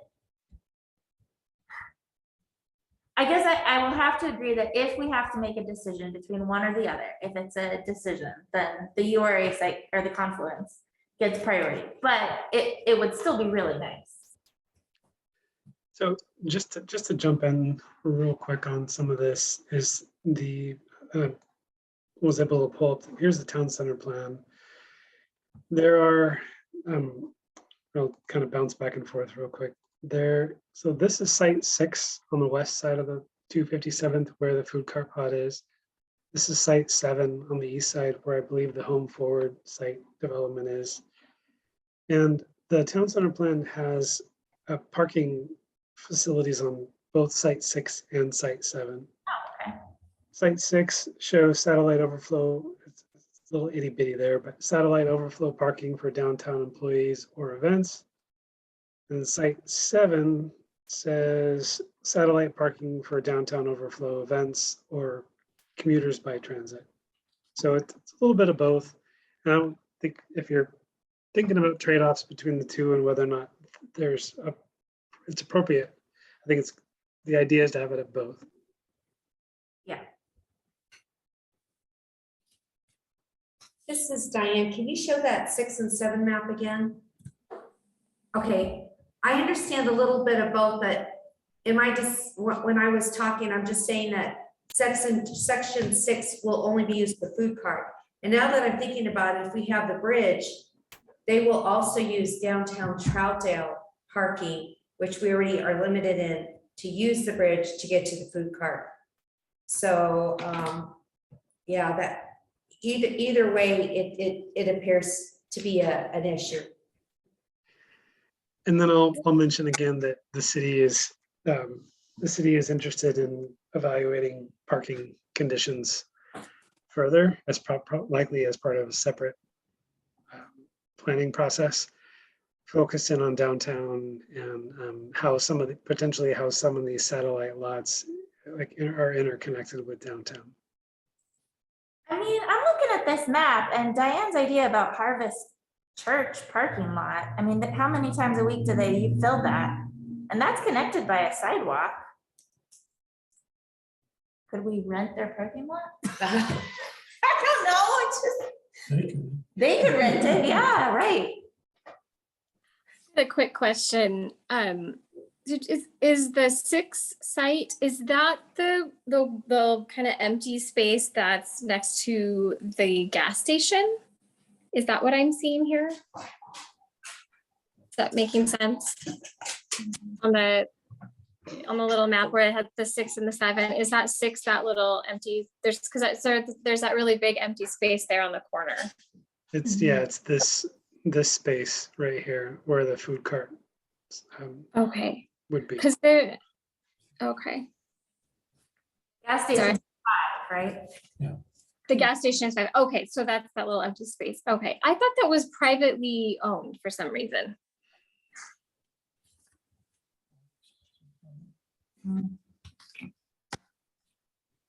I think it's a great spot for parking for the food carts. So I was thinking that we just went there last Sunday and it was really hard to find parking. And I was thinking about having to cross over, park in downtown Troutdale, cross over, go all the way up that hill. And I was like, people probably just won't go.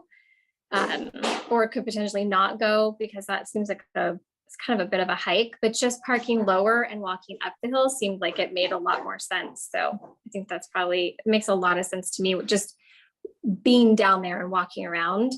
I was like, that's what I would do. Like if there's like an overflow parking in that space. Thank you. Alexander? I'm just going to jump in here.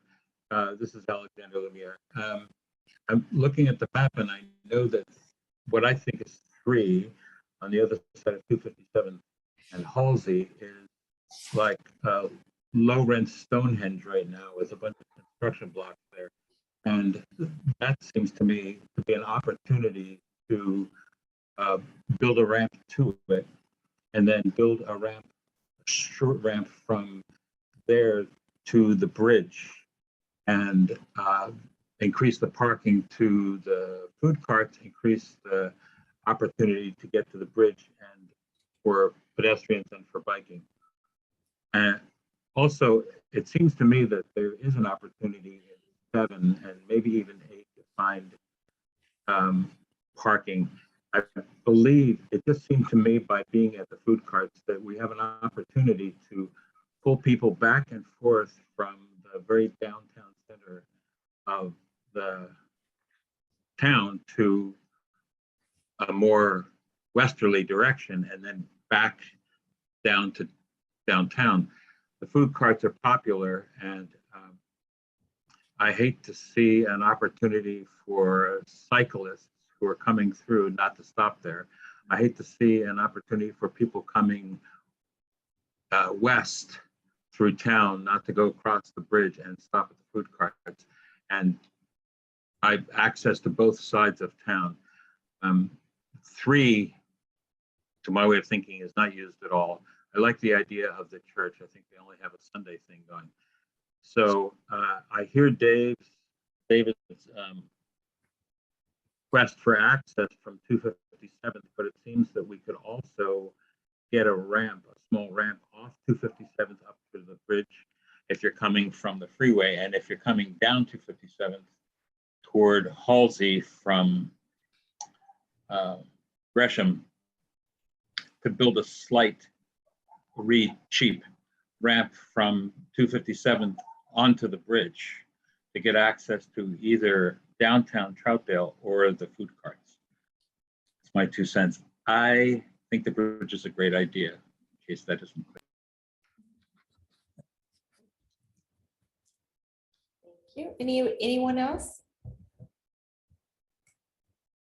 I just want to make one more comment. If we do parking by the food cart and that will somehow help Home Forward have more parking, I'm just wanting to state that I believe that will not help Home Forward. That should not be counted as additional parking for Home Forward. So in case they're wanting to have less parking than the required parking that we currently have in the town center, because we're already identifying another pinch point of parking as well. So I believe those spaces should not be counted towards the Home Forward project, and not knowing how many people are going in Home Forward, which I believe it could be as many as 275 or 300 people.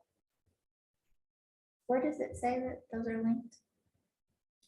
I'm thinking that might we'd have to address that with the city planner, unless you know, were they trying to make some of those parking be consideration for doing more density within Home Forward?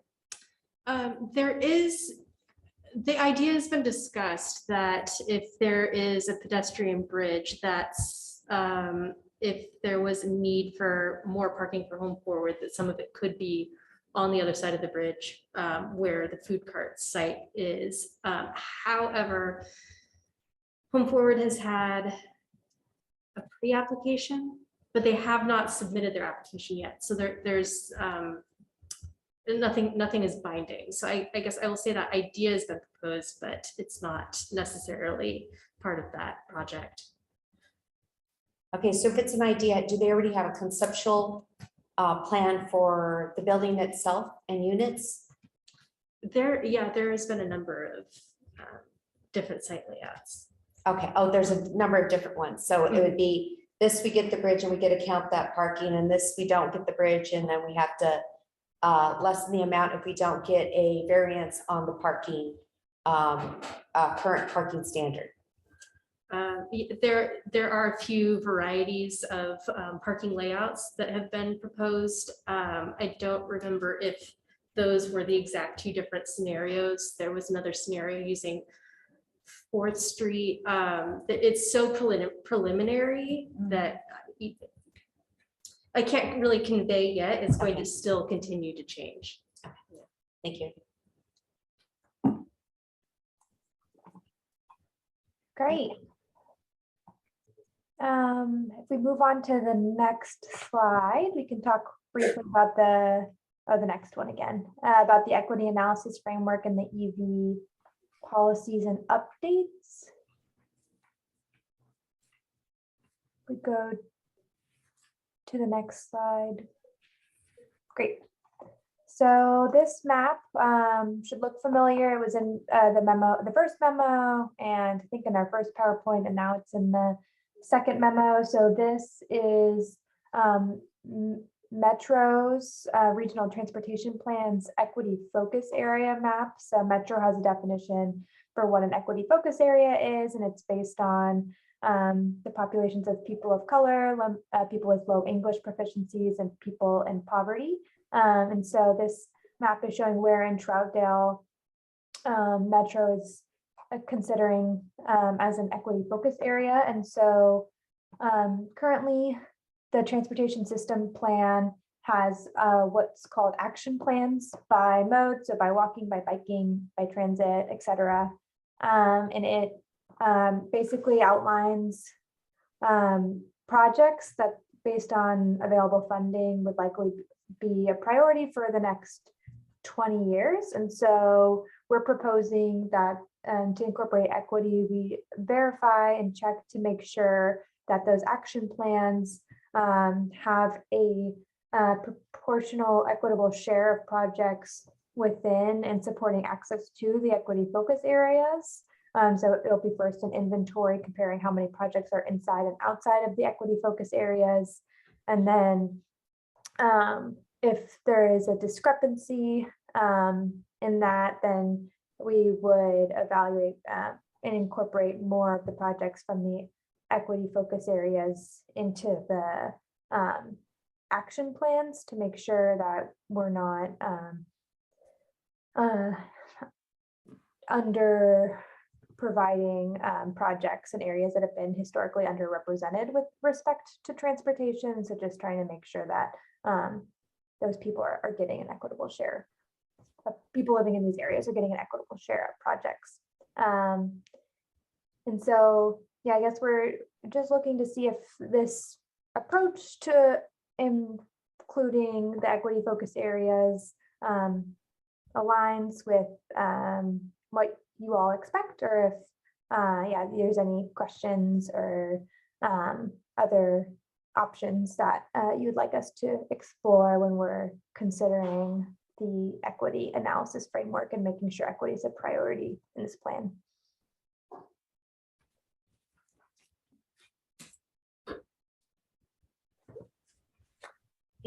This is Diane.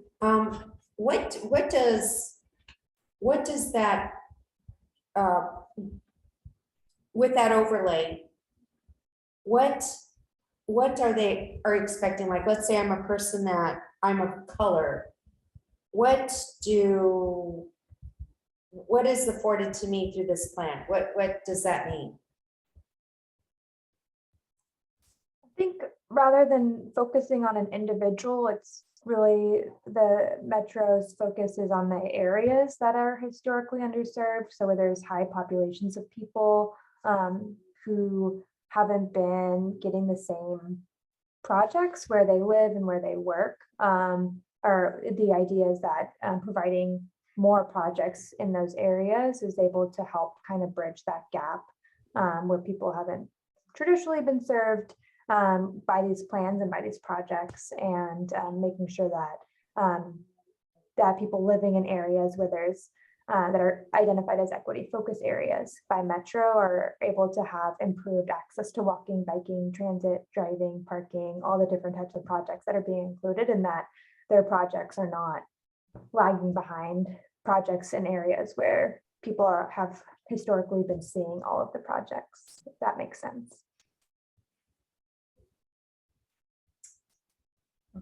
This is Heidi. Is there any talk about translating this transportation signage into most common languages? Is that a question for TriMet? I don't know. I haven't heard anything about that one, but I'll let other people chime in.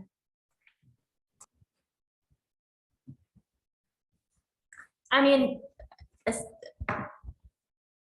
I'm not sure exactly what you're asking us to talk about, but are there any additional, is there any extra stuff that's going to be happening in this area? I mean, this darker blue area is more densely populated, and probably thus there are more people of all ranges of socioeconomic class. And so they should be served well by transit and multimodal options. So making sure our sidewalks are in good order, bike lanes. Is the bus gonna run anymore? I mean, like, yes, all of that, great. This is Twyla. I think this map, like you said, is quite interesting. I also wonder, because I think of Wood Village, and they've done a lot of projects there in that area. It would be really interesting to look at a map like this, but also see maybe the projects that have happened in the last 10 years also to kind of help see where some improvements have been made already as we're looking at all these other projects that we're going to be putting on top of that. Just the thought. Yeah, and also I wonder about the framing of this. I mean, I'm looking at this and I'm almost hearing you say, like, if you're not a person of color, you're not going to get good transit service. And I know that's not what you're saying, but I wonder if this could be framed in a different way so that that's not what people hear. I don't know. Maybe I'm projecting, but it's kind of a weird map is all I'm saying.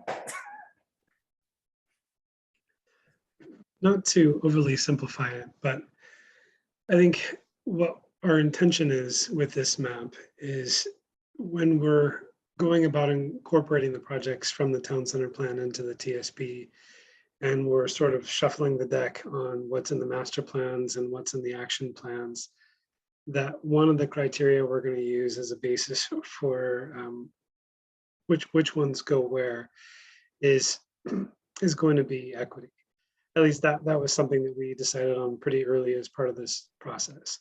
That was for a variety of reasons, not the least of which it wasn't considered as part of the previous TSP, and it's been a large focus on a regional level, especially lately. So I think the idea here is to use these maps, these areas as a basis for doing that prioritization. It doesn't mean the other projects won't be on the map or in the plans. It doesn't mean that those other projects could potentially go first, just depending on funding and the availability of or opportunities in different parts of the community. It's just about providing a relatively evenly distributed or even distribution of projects within the city and making sure that they're not heavily weighted in one place or another. Making sure not all the white rich people get all the best services. Exactly. Any other questions or comments? Public or committee members? Tanny? Thank you. I was a little surprised when I saw this because we just upped the taxes for people at the budget committee meeting a couple of weeks ago. And we were told that Troutdale was like the 6th highest income or something in the state. And so this is a little surprising to see this because this is a significant amount of real estate we're talking about.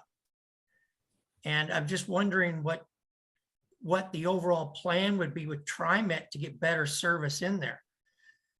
You know, Amazon pays TriMet at their Troutdale location a little over $3 million a year, and it took almost 2 years for them to get a bus down there.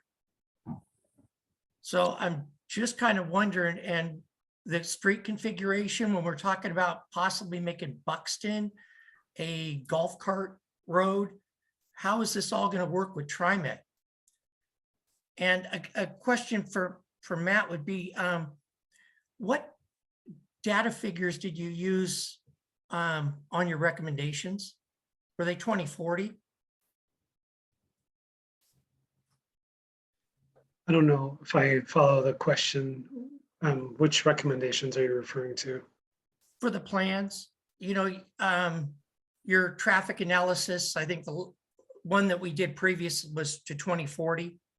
Oh, I think it goes 2035.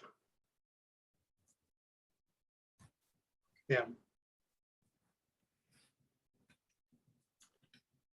Okay. Any other questions or comments? I do. This is Diane. When we had this layer, when I think about, I'm just saying equity. I would like everybody in Troutdale to walk more, have good sidewalks, to do all these great things so we can, again, live, work, play within our community. And then that achieves a goal that Metro or has the 2050 plan for carbon emissions and such. I'm just saying, without seeing the data, because I looked at the demographics of Troutdale, trying to understand, again, what this blue section means. I'm just not knowing if Troutdale said we want this in here, or if this is something Metro's doing or something. I'm just thinking that those things that you're talking about, being able to walk, have safety and all those things are just good for all of Troutdale. So I'm just basically questioning that this whole section in here.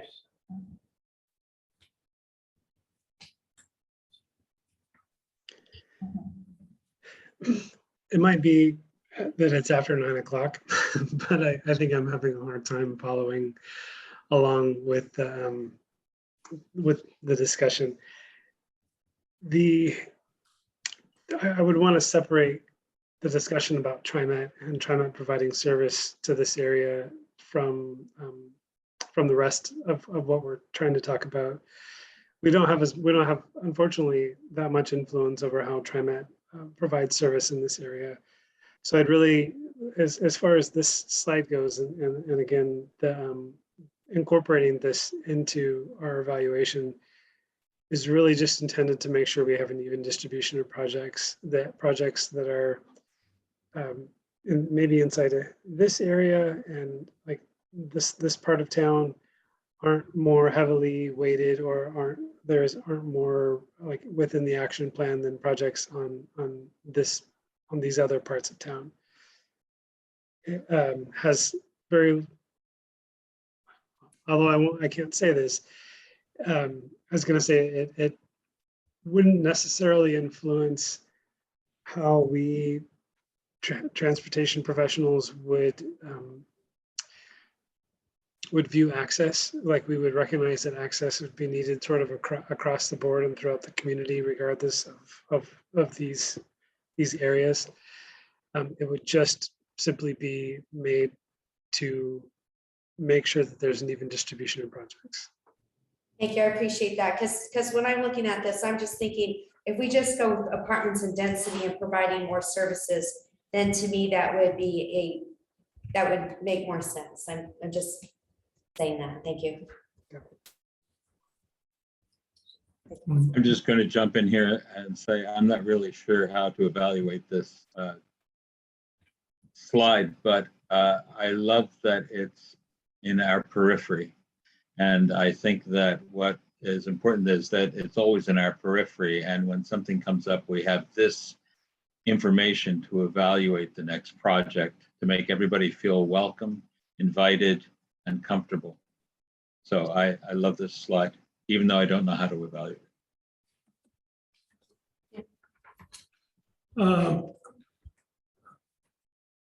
Matt, the discussion earlier, as I understood it, this map was to give an emphasis or a periodic evaluation of some time frame, whatever that is, so that this area is not excluded from their fair share of projects, that there's equity, that they're getting the fair share. My question is, does it work in the reverse for the same way? If we spend a lot of money and do a whole bunch of projects in this gray shaded area and none throughout the rest of Troutdale, does that mean they get put off for a while we catch up in other parts of the city? I think what we're hoping to find is that there's already a share of projects across Troutdale. And so ideally, there aren't going to be a lot of changes, just to kind of frame that. We haven't identified any problems yet with there not being projects in both areas. But I think the answer is just that we will make sure there's projects in both areas. We don't think equity means all of the projects are in the dark blue area and nobody else gets projects around. That wouldn't even, I mean, some people work in all the different areas of Troutdale. So access as a community is definitely very important. And so, yeah, we're just, we're not sure that it's going to have any real changes. Yeah, we just want to make sure there actually are projects in the whole area, and that that there are projects in the kind of 20-year action plan in the whole area, just to make sure that, yeah, everybody's seeing improvements to the transportation in their community. Okay, Amy, what you just said scared the heck out of me. Oh, no. Now, let me tell you why. Okay. I hear what you said, but I don't believe it, because you've got a methodology for inclusion, but you don't have a methodology for including the rest. See, this is exactly what I was afraid was gonna happen.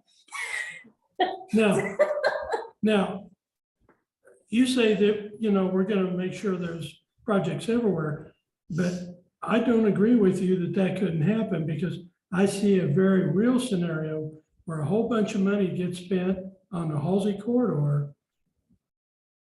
and very little gets spent elsewhere, because we're spending a bunch of money to improve, particularly if Troutdale's having to pay for part of it. So Sure. I'm just saying, you can't just spend it all in one spot and not have a methodology to make sure everybody else gets a piece of the pie. It's got to work both ways. Is there a way to evaluate the project based on the project and not by the socioeconomic people around it? Is the project needed versus we need to do this project because it services these people? We need to do this project because it services this people, but we have this project up here that really services everybody and probably should be taking priority. It should, but Troutdale doesn't work that way. They build projects to encourage development. And the development is all in the town center area for the next 20-year plan. So the rest of Troutdale, particularly as you work your way up Troutdale Road, has zip. Gotcha. That's my concern. Obviously, you've started a heated debate here, Amy and Matt.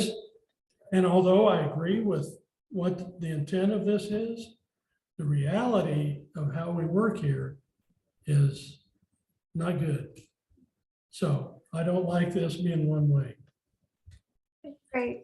Continue the conversation. I think we have to probably agree to disagree on this particular topic, and no resolution is going to be achieved here. Can we move to the next one, Amy?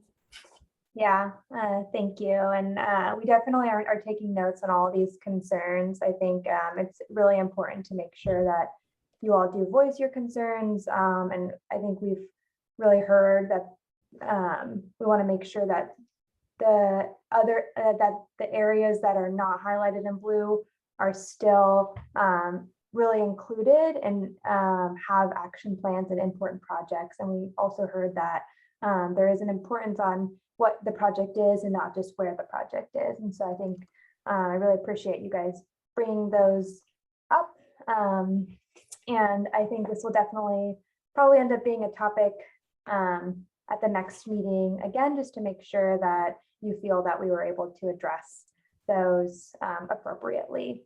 And so, yeah, just in light of time, I was hoping to move on the conversation to a brief discussion of electric vehicle charging policies and updates. And so this one is not too big of a part of the plan. There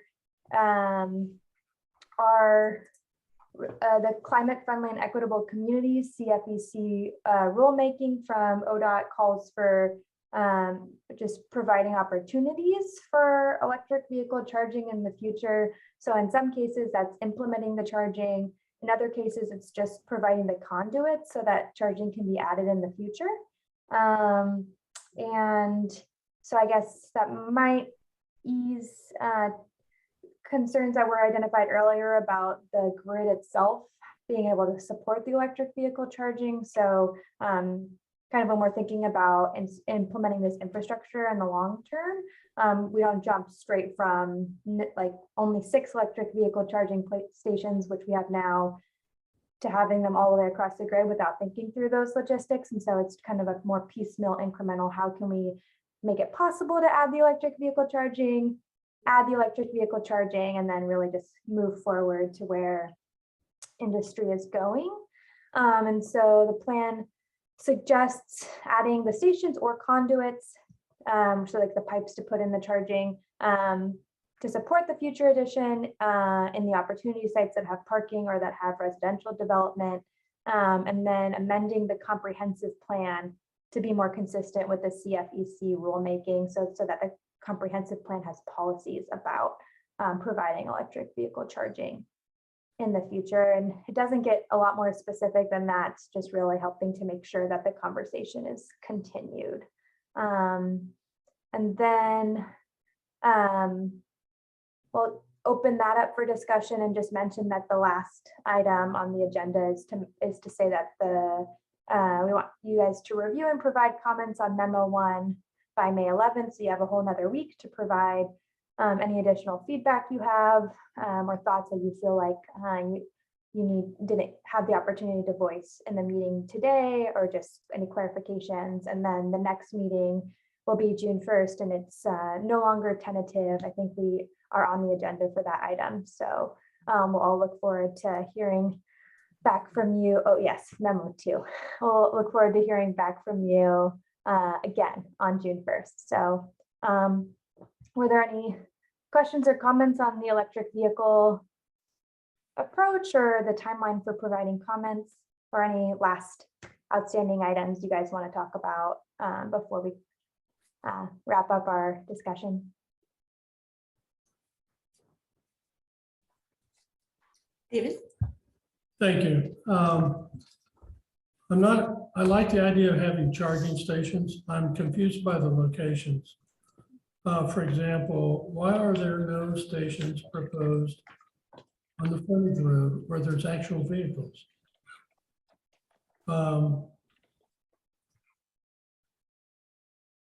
It boggles my mind that you didn't include any where the vehicles are and where they need charged. Is there any rationale for that? I'm sorry, David, where did you think they should go? On the frontage road where the gas stations are. Next to 84. Yeah, next to the 84, where they would need to charge to continue their route. Do you have a map of where you are proposing them? We're mostly just saying if there's a project in the plan that has parking, it would be good to consider providing the opportunity for electric vehicle charging there, or if there's project, like a plan for a project at one of the sites that has ideas for residential development, that it's mentioned that electric vehicles should be considered and included in that. And then the primary item is the amendment to the comprehensive plan to include a policy about electric vehicle charging. We did not do, the project in general doesn't include scope to kind of assess all the locations that electric vehicle charging should be. We're just trying to see how we can like fit it into what's already in the plan. Yeah, definitely important to have charging where the vehicles actually are and where they would actually be charged, like workplaces and those types of things. And it looks like Alex is also raising his hand. So you're wanting to Yeah. you're wanting to mandate vehicle charges on future development. Not mandate is a very strong word. I think I'm maybe not expressing the intent quite clearly enough, so I might pass it off to Matt to see if he has a better framing for that. I don't know where this one is going to land, to be honest. It could very well end up as a mandate, like something you would see in the development code where you need to, today it's like you need to provide X number of stalls per 1,000 square feet or per residential unit. You could very well see in the future some kind of requirement for a certain number of those stalls to be electric vehicle stalls. They could also go another way. Some of the other parking type of regulations that are out there is if you provide a certain type of stall, then maybe you get like a break on the number of stalls. And so it might be that like if you provide electric vehicle charging stations, then you can get like a 10% reduction on your off-street parking. I'm just making this up, but that's kind of like essentially what we're trying to do here is just establish the kind of the foundation for policy changes, for potentially changes to development code and other things in support of providing electric vehicle charging stations. Thanks, Matt. I don't disagree with what you said entirely. But I do think since this is a transportation plan, there needs to be something to put charging stations where the cars go. We can't just have it in residential neighborhoods. We've got to have it on the freeway. And at least maybe make it at least just say that we support the development of additional charging units that people would put in, and there needs to be a site located for, I don't know, 20, 30 stalls out on 84 somewhere. I don't know. If the goal is to have charging and electric cars, it can't just be in parking lots. Hey, this is, sorry. Yes, sir. Go ahead, Alex. My limited understanding of charging is that it takes some time to charge.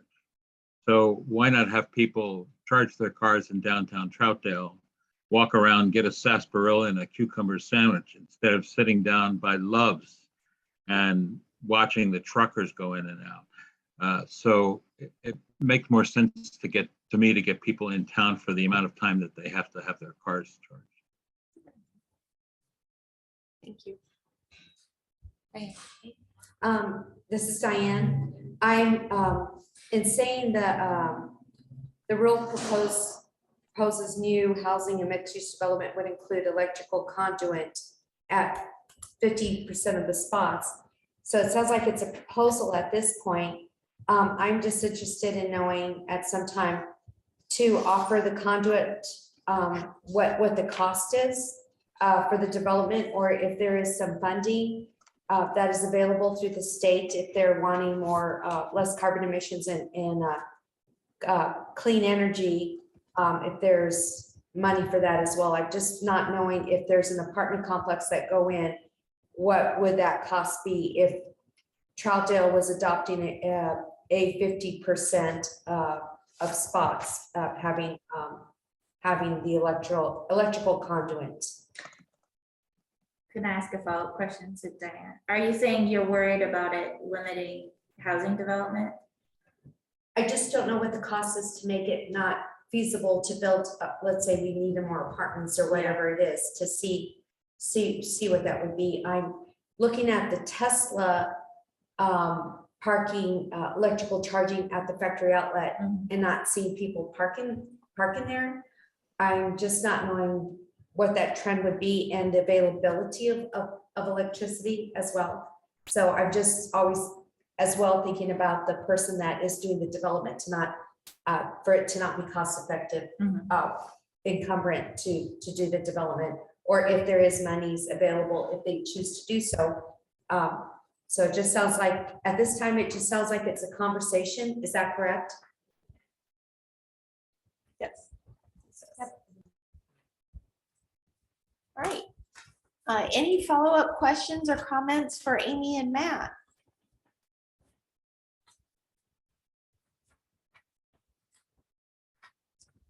Including from Tanny, Paul? No? All right, Amy and Matt, thank you so much. We will see you next month. Thanks, guys. I guess, have a good night. Thank you. Thank you. Thank you. All right. Staff communications. Oh, it's late, you guys. Wow. I'll just share a screen really quick so you can kind of see my updates.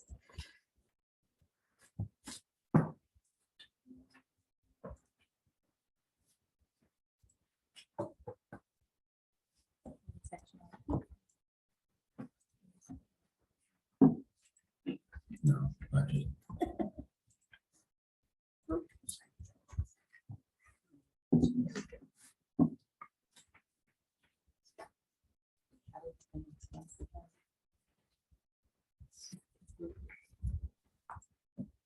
I'm jumping in. I'm sorry to do this, but I am going to run. I have Alex, I have boys who must be in bed, and okay, they're way past their bedtime, so I'm going to run.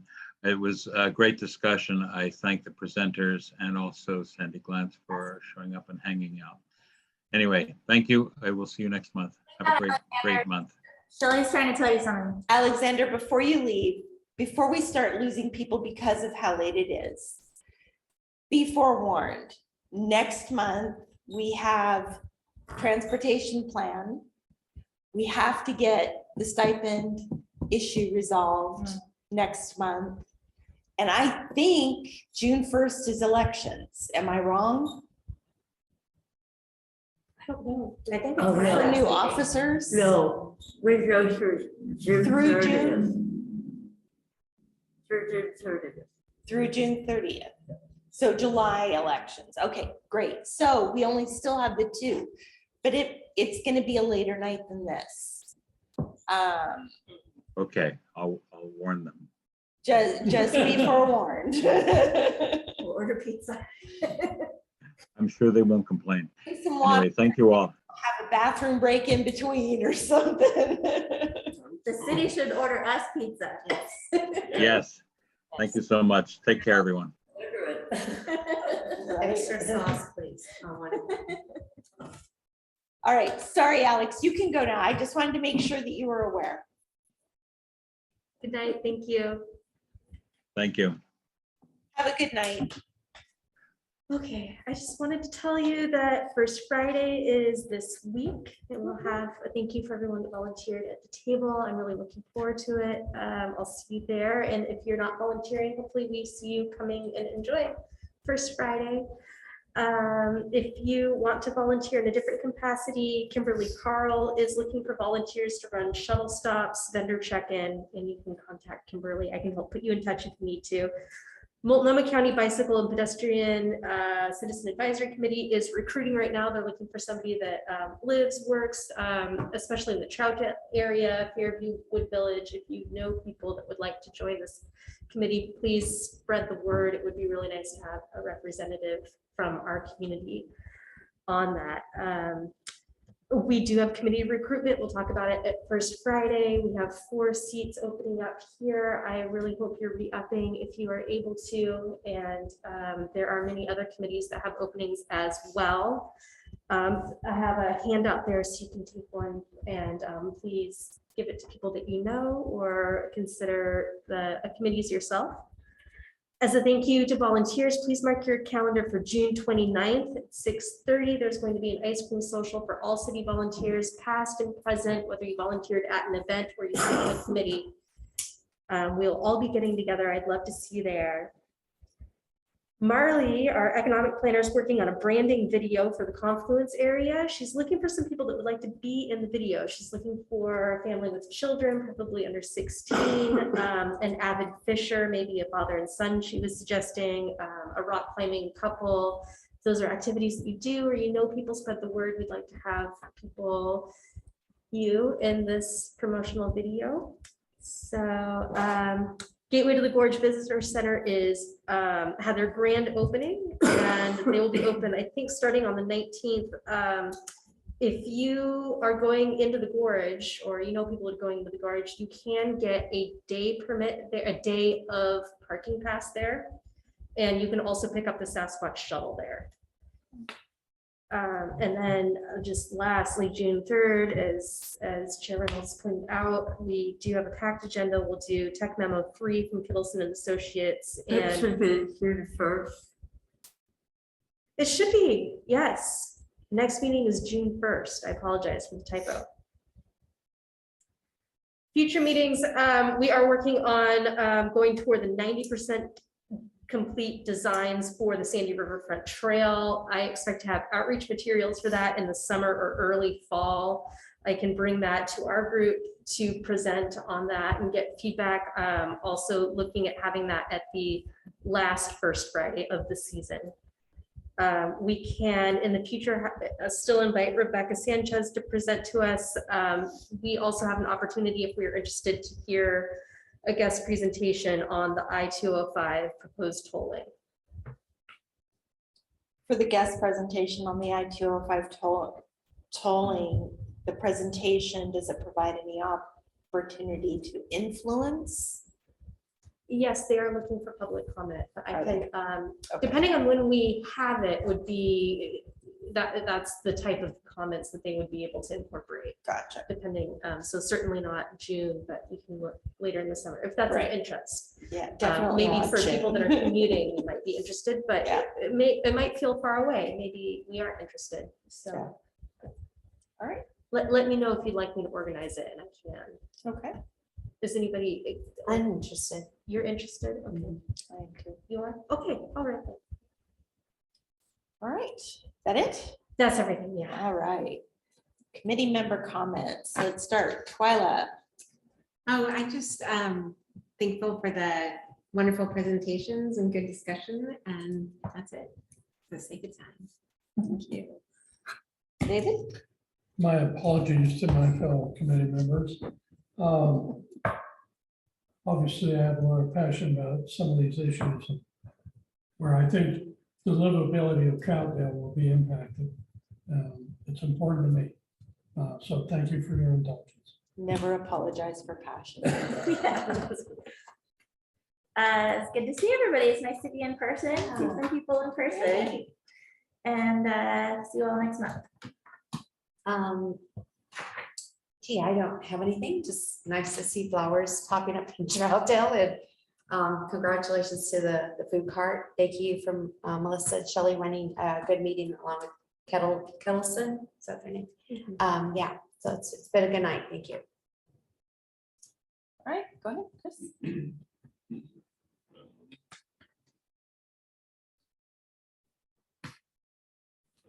That's in mind.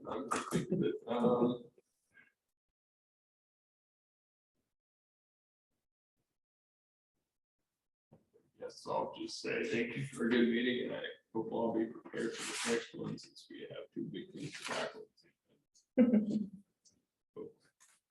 I hear that. Victoria? Nothing? All right. Oh, Mhm, I don't know what I was gonna say. okay. I was gonna say go to. And how about you, Nicole? Anything? No, I'm good, thanks. Give Tammy and Paul one last opportunity to chime in. Oh, nothing? Can I say something real quick? Hey, Paul, I just want to let you know, all the stuff that you write, it's appreciated. You really research well, and it's nice for somebody that was on CAC to be concerned enough to participate. Thank you. Wonderful. And for me, for the food carts, love the food carts, hate the parking lot. They need to enter here, exit here. I got stuck in there for 30 minutes because cars came in this way, cars came in this way. And just trying to get people to back out or move. They all wanted my parking spot. Nobody wanted to move. It was hilarious. It was hilarious.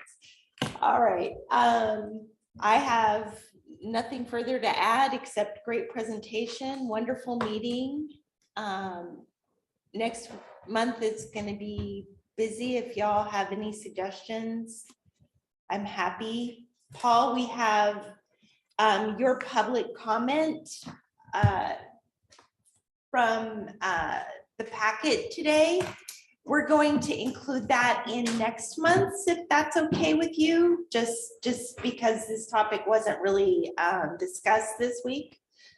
And of course, we look forward to you being there and helping us tackle this, what is, I'm sure, going to be a very controversial decision. All right, can I have a motion to adjourn? A second. Wonderful, meeting adjourned. See everybody next month. Bye, Nicole. Bye. Night, Nicole.